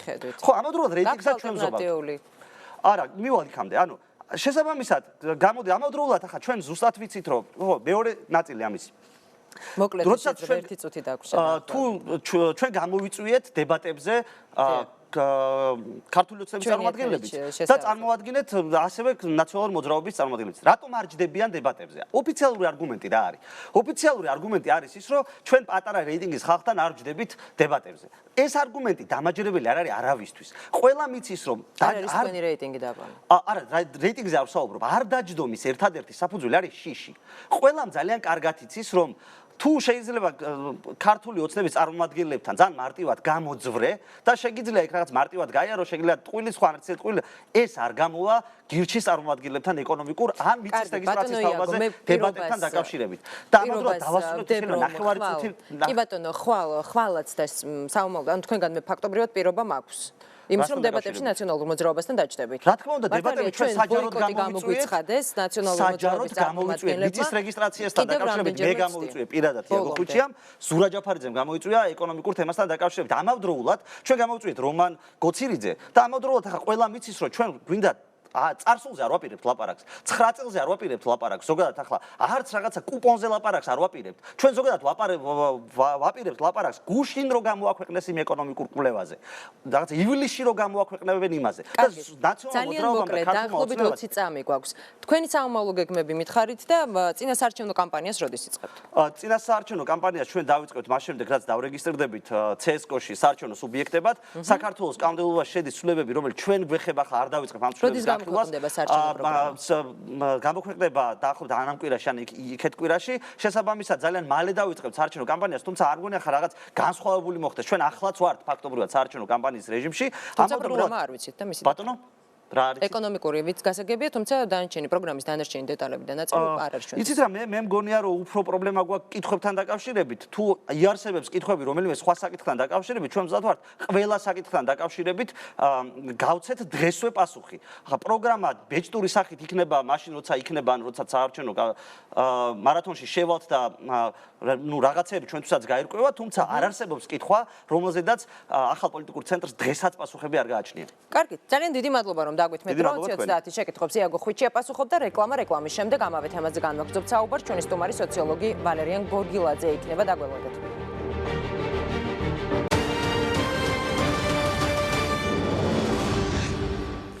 20-30 პირდაპირ ეთერში ბრუნდება, ასახავს თუ არა საზოგადოებრივ განწყობებს, GFK-ის კვლევა აქვს თუ არა ადგილი რიცხვობით მანიპულაცია, სოციოლოგი ვალერიან გორგილაძე უპასუხებს ჩვენ შეკითხვებს. ბატონო ვალერიან, მოგესალმებით. აღმშვიდობით. ბატონო ვალერიან, არჩევნების მოახლოებასთან ერთად ზოგადად სოციოლოგიური კვლევები, პროცენტების გადანაწილება, ეს მოცემულობა ძალიან აქტუალური ხდება, ბუნებრივია. თქვენ როგორ ფიქრობთ GFK-ისთან დაკავშირებით 2 დღის განმავლობაში მიმდინარეობს საუბარი და კიდევ უფრო დიდხანს რამდენად ასახავს რეალურად საზოგადოების განწყობას? GFK-ისთან დაკავშირებით ვფიქრობ იმას, რომ როდესაც ფირმა ატარებს კვლევას, მაგალითად exit polls და აქ 20%-იანი ცდომილება 2012 წელს იხსენებთ ამ შემთხვევაში. კი ბატონო, უნდა გამოაცხადოს თუ თავმოყარე ორგანიზაცია არის თვითლიკვიდაციის შესახებ და საერთოდ არ უნდა აცხადებდეს პრეტენზიას რაიმე ტიპის სოციოლოგიური კვლევის ჩატარებაზე და მით უფრო პრეზენტაციას. გარდა ამისა, თქვენ სიუჟეტში მე ვნახე ირაკლი გოგავა საუბრობდა JFK-ის რეპუტაციაზე და მე აბსოლუტურად ვადასტურებ ამას, ვინაიდან მეც მიწევდა უკრაინაში მუშაობა და ბალტიისპირეთში. აი ბალტიისპირეთის ქვეყნებში და უკრაინაში JFK-ის აქვს ძალიან ცუდი რეპუტაცია. ეს მუდმივად არის გახვეული რა. იგულისხმება ამ ცუდ რეპუტაციაში. იგულისხმება და ბუნებრივია გაყალბება სხვადასხვა შედეგების, სხვადასხვა პანელებზე. ამდენად JFK-სთან დაკავშირებით სერიოზული მსჯელობა ამ შედეგებთან დაკავშირებით არ შეიძლება. გარდა ამისა არის დამკვეთი რუსთავი 2, ეს არის პოლიტიკური მხარე და ამდენად მე მგონი ყველა კითხვა უნდა იყოს მოგწდილი. რაც შეეხება თანმიმდევრობას შეიძლება იყოს ესეთი როგორც არის აი ეგრეთ წოდებულ კვლევაში, მაგრამ თავარი არის არა თანმიმდევრობა, თავარი არის ის პროცენტული მაჩვენებელი, რომელსაც JFK ანიჭებს და რუსთავი 2, ან რუსთავი 2 და JFK ანიჭებს. ვის საფუძველზე აკეთებთ ამ ტიპის განცხადებას? ამ განცხადებას ვაკეთებ ჩემი საკუთარი კვლევების საფუძველზე, მე ვერ ვასაჯაროებ სამწუხაროდ, ვინაიდან დამკვეთი ამის უფლებას არ ბაძლევს, მაგრამ მე შემიძლია ვთქვა მაგეთ, რომ ქართული ოცნების რეიტინგი ორჯერ აღემატება ნაციონალური მოძრაობის რეიტინგს. ამდენად აქაც თვალსაჩინოა მანიპულაცია სოციოლოგიური კვლევის გამოყენება როგორც PR ინსტრუმენტი ეს არ ახალია, ეს არაფხოლოდ საქართველოს ახასიათებს. შეგახსენებთ რომ Brexit-თან დაკავშირებული რეფერენდუმის წინადღეს 3 კომპანიამ გამოაცხადა თავისი კვლევა, ამ კვლევების თანახმად სამივე კვლევა ამბობდა რომ ბრიტანეთი აირჩევდა ევროკავშირში დარჩენას, მაგრამ ჩვენ დავინახეთ რომ ეს საბოლოო შედეგი სულ სხვა დადგა. ბრიტანეთს ცოტა მოგვიანებით სხვა დროს და სხვა გადაცემაში ბატონო ვალერიან ზურაბ ბიგვავა რამდენიმე წუთის წინ საზოგადოებრივი მაუწყებლის ეთერით შიდა კვლევის შედეგები გაასაჯაროვა ნაწილი ყოველ შემთხვევაში ქართული ოცნება 35%, ნაციონალური მოძრაობა 13%, გიორგი კვირიკაშვილს აქვს 45%, დავით ბაქრაძეს 21%. ეს ერთი და იგივეა, ანუ ის იმ კვლევის შედეგებია, რომელზეც თქვენ საუბრობთ. ეს ბევრად უფრო ახლოს არის ჩემს შედეგებთან. დაახლოებით პროპორციები არის ესეთი. კვირიკაშვილს რა თქმა უნდა აქ ერთ-ერთი მე მგონი თუ არა ყველაზე მაღალი ნდობა მოქმედი პოლიტიკოსებს შორის. ამ თვალსაზრისით რა თქმა უნდა მე ვადასტურებ იმას რომ ტენდენციის თვალსაზრისით და პროპორციები პროცენტული მაჩვენებლები რა ტენდენციებზე მიუთითებს თქვენი კვლევის შედეგები და თქო საკანონმდებლო ორგანოში თქო როგორ შეიძლება გადანაწილდეს აი მოდით დაახლოებით მაინც ბატონო მოდით ვთქვათ რომ რეიტინგული კვლევა თავისთავად არ ასახავს ჩვენი პოლიტიკური სისტემის თავისებურებებს. როდესაც ჩვენ საუბრობთ რეიტინგზე პოლიტიკური პარტიების, ჩვენ გულისხმობთ პროპორციული სის რეიტინგებს, ხო? ჩვენ გვავიწყდება როგორი მაჟორიტარული ოლქები. აი მაჟორიტარულ ოლქებში მით უფრო ოცნებას ექნება უპირატესობა სხვადასხვა მოტივების, ეხლა რამდენად სწორია რომ ეს სისტემა დარჩეს სხვა საკითხია, მაგრამ ის რომ მაჟორიტარულ ოლქებში ოცნებას ექნება უპირატესობა, ჰანდიკაპი გარკვეული, ყველაფერი ეს იძლევა იმის თქმის შესაძლებლობას, რომ ოცნებას შეუძლია აიღოს უმრავლესობა პარლამენტში. აი ეს არის რეალობა. მეორე რეალობა არის ის, რომ კვლავ ნაციონალური მოძრაობა ინარჩუნებს მეორე პოზიციას, მეორე პოლიტიკური ძალის სტატუსს და ამ სტატუსს უახლოვდება ასევე რამდენიმე პოლიტიკური ორგანიზაცია. მაგალითად ამ სტატუსს უახლოვდება ირაკლი ალასანიას ორგანიზაცია, პატა ბურჭულაძის ორგანიზაცია, პატრიოტთა ალიანსი ბურჯანაძის ორგანიზაცია ჯერჯერობით. საინტერესოა, ანუ თქვენი საუბრიდან გამომდინარე, მათ ნაციონალური მოძრაობის მონაცემების ანუ იდენტურია ის პროცენტული მაჩვენებელი რაც გადის. მიახლოებული მაინც თუ არა. კი ბატონო ვიტყვი რომ ეს ნაცმოძრაობის რეიტინგი დღეს მერყეობს 10-დან 13-14%-მდე.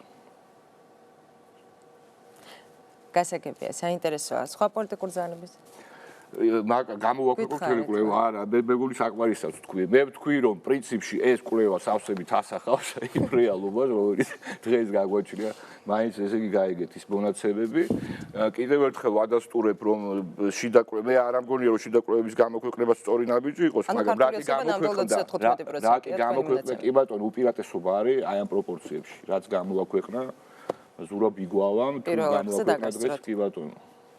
ბატონო ვალერიან, მეორე დღეა ქართული მედიის წარმომადგენლები, ფაქტია, ესე JFK GFK-ის რომ დაუბრუნდეთ კონკრეტულად აი ამ კომპანიას, უშედეგოდ ცდილობენ გაიგონ თუ ვინ ჩაადარა საველე სამუშაოები. თქვენ პირადად როგორ ფიქრობთ, რატომ არ სახელდება საველე სამუშაოების ჩამტარებელი კომპანია? რატომ შეიძლება რა იყოს მიზანი, რა შეიძლება იყოს მიზანი? არის ესეთი ტექნიკა მარკეტინგში, მისტერ შოფერი, ანუ მისტერი შოპინგი, ანუ იდუმალი მყიდველი. აქ ეთყობა როგორც ჩანს იდუმალ სოციოლოგებთან გვაქვს საქმე. ნუ გასაგებია რომ ესე იგი თუ კი გამოჩდება ის ოპერატორი, დაისმება იქ მთელი რიგი კითხვები. სხვათა შორის საქართველოს არის ერთადერთი ქვეყანა, სადაც არ არის მოწესრიგებული ეს ბაზარი. კიდევ ერთხელ ვამბობთ და თქვა გოგალომაც რომ უკრაინაში არსებობს ინდუსტრიული კომიტეტი, ევროპის ქვეყნებში მედია კომიტეტები, მსგავსი რეპუტაციის მქონე ფირმებს უბრალოდ არ აძლევენ შესაძლებლობას ამ კვლევების ჩატარების, ლიცენზირების ამბავი ხდება აქ და სხვა პროცედურული ამბები. ამდენად ეს არის სფერო, რომელიც საჭიროებს გარკვეულ რეგულაციებს და აი ეს პროცედურული უზარმაზარი ხარვეზი, როდესაც მთელი ქვეყანა ცდილობს 2 დღის განმავლობაში გაარკვიოს თუ ვინ ატარებდა კვლევას აქ, ვინ იყო ადგილობრივი ლოკალური პარტნიორი და ორგანიზაცია, ის რომ აი ამ შედეგით ვთავაზებ, კიდევ ერთხელ ნათლად მეტყველებს ამ კვლევის დანიშნულებას. საველე სამუშაოების ჩატარებასთან დაკავშირებით ჩვენ GFK-ის უკვე სათაოფის მივმართეთ წერილით და ველოდებით პასუხს, რის შემდეგაც ამ პასუხს ბუნებრივია საზოგადოება გაიგებს აუცილებლად. საინტერესოა, რა შეიძლება იყოს აი ამ კვლევის საბოლოო მიზანი? იგივე თუნდაც ნინო ბურჯანაძე ფიქრობს, რომ შესაძლოა იყოს დესტაბილიზაციის რეჟიმში გადაყვანის მცდელობა. თქვენ თუ იზიარებთ ბურჯანაძის აი ამ პოზიციას მოსაზრებას? პირველ რიგში ნებისმიერ კვლევას თუ კი კვლევას იყენებენ PR ინსტრუმენტად, აქ მანიპულაცია მიზნად დასახული. ნებისმიერს? ნუ ამ ტიპის კვლევებს, როდესაც აქვეყნებ, რა თქმა უნდა, ეს არის მანიპულაცია, ეს არის გარკვეული განწყობების დანერგვა. როდესაც შენ ნერგავ გარკვეულ განწყობებს და მოლოდინებს, ბუნებრივია თუ კი ეს მოლოდინი არ შეესაბამება რეალობას, რომელიც დადგება მას შემდეგ, რაც CSGO გამოაქვეყნებს შედეგებს, იქ რა თქმა უნდა შესაძლებელია დესტაბილიზაცია. იმიტომ რომ ის ოპოზიციური პარტია, რომელიც თავის იქ უწევს იქ 30 თუ რაღაც პროცენტს, ხო, რომელიც იქ მინიმალური სხვაობით, ხო, როგორც ვიცი, ესე იგი ოცნების და ნაციონალური მოძრაობის რეიტინგები ფიქსირდება. რა თქმა უნდა, ამ პოლიტიკურ ორგანიზაციას მათი აზრით შეექმნება გარკვეული შესაძლებლობა, რომ მოახდინონ, გამოაცხადონ ეს შედეგები არალეგალურად, არალეგიტიმაციის მქონე შედეგებად და ცდილობა ყოველ შემთხვევაში იქონია, რომ მოახდინონ გარკვეული დესტაბილიზაცია. თუმცა მე ვფიქრობ, რომ იგივე ნამდვილი სოციოლოგიდან გამომდინარე, სამისოთ არანაირი პირობა არ არის, წინაპირობა. ასევე საინტერესოა იმ ტიპის კვლევები, ანუ ზოგადად კვლევები და GFK-მ რა კვლევის შედეგების დადო, წინ არჩევნებია, რამდენად ხშირი იქნება და თქვათ რამდენად შეიძლება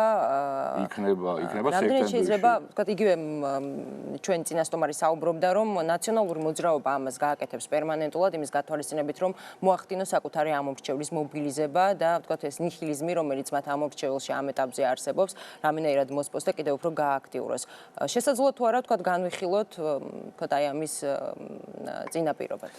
მე შემიძლია პროგნოზით მოვახდინო მაგალითად მომავალი კვლევის, რომელსაც გამოაქვეყნებს NDI, IRI ან GFK, მაგალითად სექტემბრის თვეში, სადაც უეცრად სრულიად საქართველოს შესაძლოა კონდეს გავლენა არჩევნებზე. რა თქმა უნდა, არ ექნება, მე მოვიყვანეთ, თქვენ არ მოგეწონათ ბრიტანეთის მაგალითი, მაგრამ მიუხედავად ამისა, რომ სამივე კომპანია წინასწარმეტყველებდა ევროკავშირში დარჩენას, სხვათა შორის სტომილებას გადააჭარბა ამ შედეგმა და 4%-იანი უპირატესობით ინგლისელებმა აირჩიეს გასვლა. ამდენად არ ამგონია დარწმუნებული რომ ანარი შედეგი არ ექნება და გავლენა არ ექნება, მაგრამ სექტემბერში შეიძლება მოაქვეყნონ კვლევა, რომლის შესაბამისად ნაცმოძრაობა აღმოჩნდება პირველ პოზიციაზე. ამდენად ვაფრთხილებ ყველას, რომ ეს არის ძალიან არასერიოზული და ამასთან ერთად ეს არის დესტაბილიზაციის ინიციირების ცდელობა. ან თქვენ ბურჯანაძის პოზიციას იზიარებთ? ამ თვალსაზრისით აბსოლუტურად. ბატონო მარიანე, ბოლოს შეკითხვა, საინტერესოა ის კვლევა, რომელზეც თქვენ საუბრობთ, როდის გამოქვეყნდება და ასევე საინტერესოა თუ გეტყვით, ვინ არის ამ კვლევის დამკვეთი? არა, ვერ გეტყვით, ვინ არის დამკვეთი და ვერც იმას გეტყვით, გამოქვეყნდება თუ არა. დრო არა ეს კრიტიკული ვითარება, მე არ მახასიათებს საერთოდ ესე იგი პრეზენტაცია შედეგების. თუმცა მონაცემები უკვე ცნობილია. ვფიქრობ, რომ ეს არ არის სწორი საერთოდ. 35% ნაციონალური მოძრაობა 13%. კი ბატონო, ამ პროპორციებს ვადასტურებ. ძალიან დიდი მადლობა სტუდიაში სტუმრობისთვის. 2030-ის შეკითხვას ვალერიან გორგილაძე პასუხობდა, ახლა რეკლამა. რეკლამის შემდეგ თამარ ცხომარიას საავტორო რეპორტაჟი დაგველოდებით.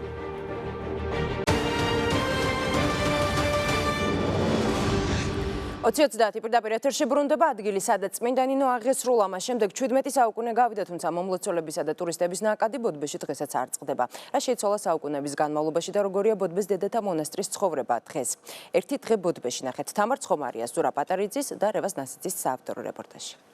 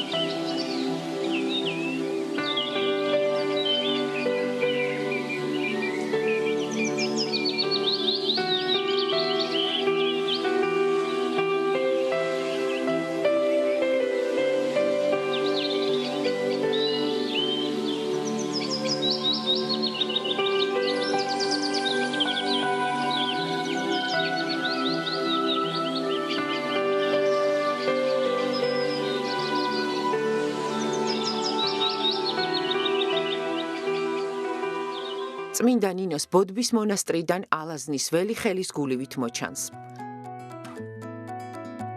ადგილს, სადაც წმინდა ნინო აღესრულა, დიდი ხანია მონაზვნები უვლიან და იცავენ. აქ ყოველი დღე დილის 5 საათზე იწყება. მონასტერში მკაცრად განსაზღვრული ტიპიკონი მოქმედებს, რომელსაც აქაური მაცხოვრებლები მკაცრად იცავენ. ჩვენთვის ეს ის მართლა ძალიან დიდი პასუხისგებლობაა, რომ წმინდა ნინოს საფლავის მსახურები ვართ, რა თქმა უნდა, ეს ძალიან დიდი პასუხისგებლობაა. ჩვენ კი არა, მირიან მეფე, რომელიც იყო მეფე. წარმოიდგინეთ, წმინდა ნინო არის ქალი, ახალგაზრდა ქალი.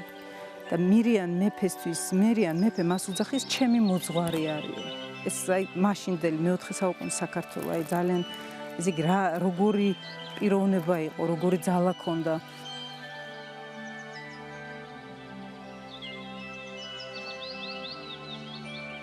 აქ ჩაიწერა წმინდა ნინოს ცხოვრება ამ ადგილას. ასევე აქ ხდება, ესე იგი, მისი ბოლო ზიარება. აქ ხდება ძალიან საინტერესოა ის, რომ ესე იგი, მთელი, ესე იგი, მირიან მეფე 7 დღე საფლავს არ განეშორება. 7 დღე მეფე და ეს აი არ განეშორებოდა. მე-7 დღეს კიდე აღასრულეს უკვე საფლავზე ეს წილა. ჩვენი ტიპიკონი გვაქვს, რა თქმა უნდა, ყველას ჩვენი მორჩილება გვაქვს, მე ტრაპეზობთ ერთად, ლოცულობთ ერთად. ყველამ თავთავისი საქმე იცის. მონასტერში ეს არის ერთ-ერთი მნიშვნელოვანი. ამჟამად მონასტერში 30 მონაზონი და მორჩილი ცხოვრობს. მათ უმეტესობას კამერებთან ურთიერთობა არ უყვარს. დღის 3 საათისთვის მონასტრის ტერიტორიაზე სტუმრებისა და ტურისტების ნაკადი მატულობს. ზუსტად ამ დროს ტაძარში წმინდა ნინოს ლოცვა და ლიტანიობა სრულდება.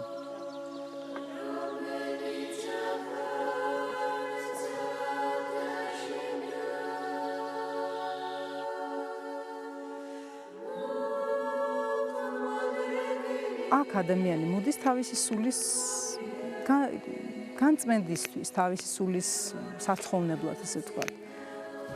და ნუ რამდენად ავათარი ადამიანი ამას ვერ ხვდებიან ხშირად ერის ადამიანები. ჩვენ ყველანი ავატყოფები ვართ, იმიტომ რომ დაცემულები ვართ ადამიანები და ყველას გვაქვს რაღაცა ჩვენი მიდრეკილებები ვნებებისკენ და ადამიანი, რომელიც მონასტერში მოდის, უნდა რომ განიკურნოს.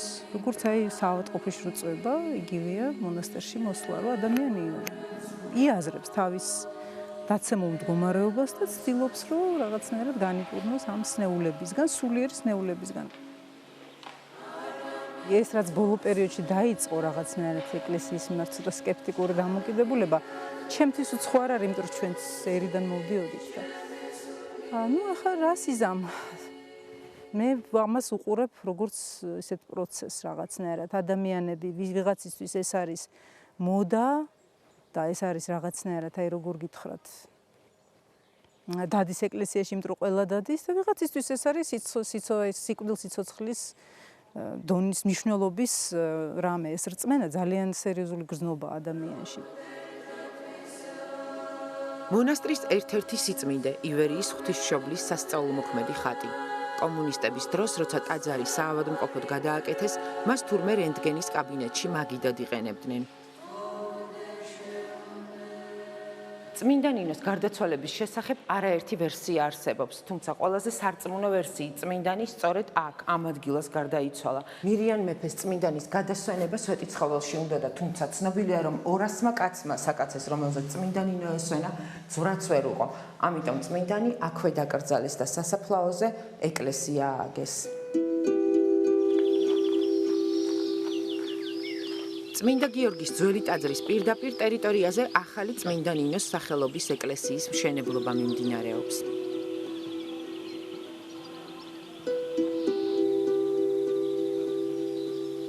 უწმიდესის სურვილი იყო, რომ აშენებულიყო ახალი ტაძარი, რომელიც წმინდა ნინოს სახელზე იქნებოდა. და მართლა რაღაცა ისე მოხდა, რომ თავიდან ძალიან გვეშინოდა დაწყება ამ საქმის, მაგრამ რაღაცა დავიწყე და მგონი ძალიან ლამაზი გამოდის. ჩვენ ძალიან გვინდა რომ 2017 წელს დავასრულოთ უწმიდესის 40 წლის თავს მიუძღვნათ პატრიარქობის, მაგრამ ცოტა ეჭვგვეპარება რომ მაგ დროისთვის მოესწროს. მონასტრის ბინადრები ცდილობენ დამოუკიდებლად იარსებონ, მათ საკუთარი მეურნეობა აქვთ, საქონელსაც თავად უვლიან და რძესაც ყველას უნაწილებენ.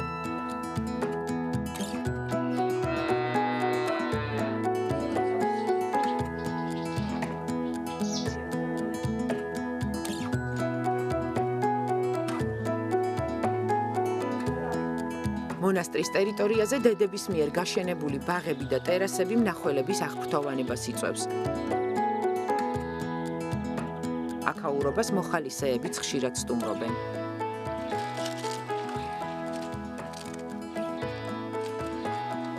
პირველი დღე და ძალიან კარგად გრძნობ თავს.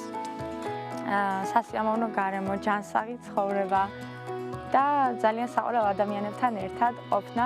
ჯერჯერობით სამწუხაროდ მხოლოდ 3 დღით მაკურთხევა და დარწმუნებული ვარ, რომ აგვისტოში ისევ თუნებას დამთავრენ. უფრო დიდი ხნით მოვა.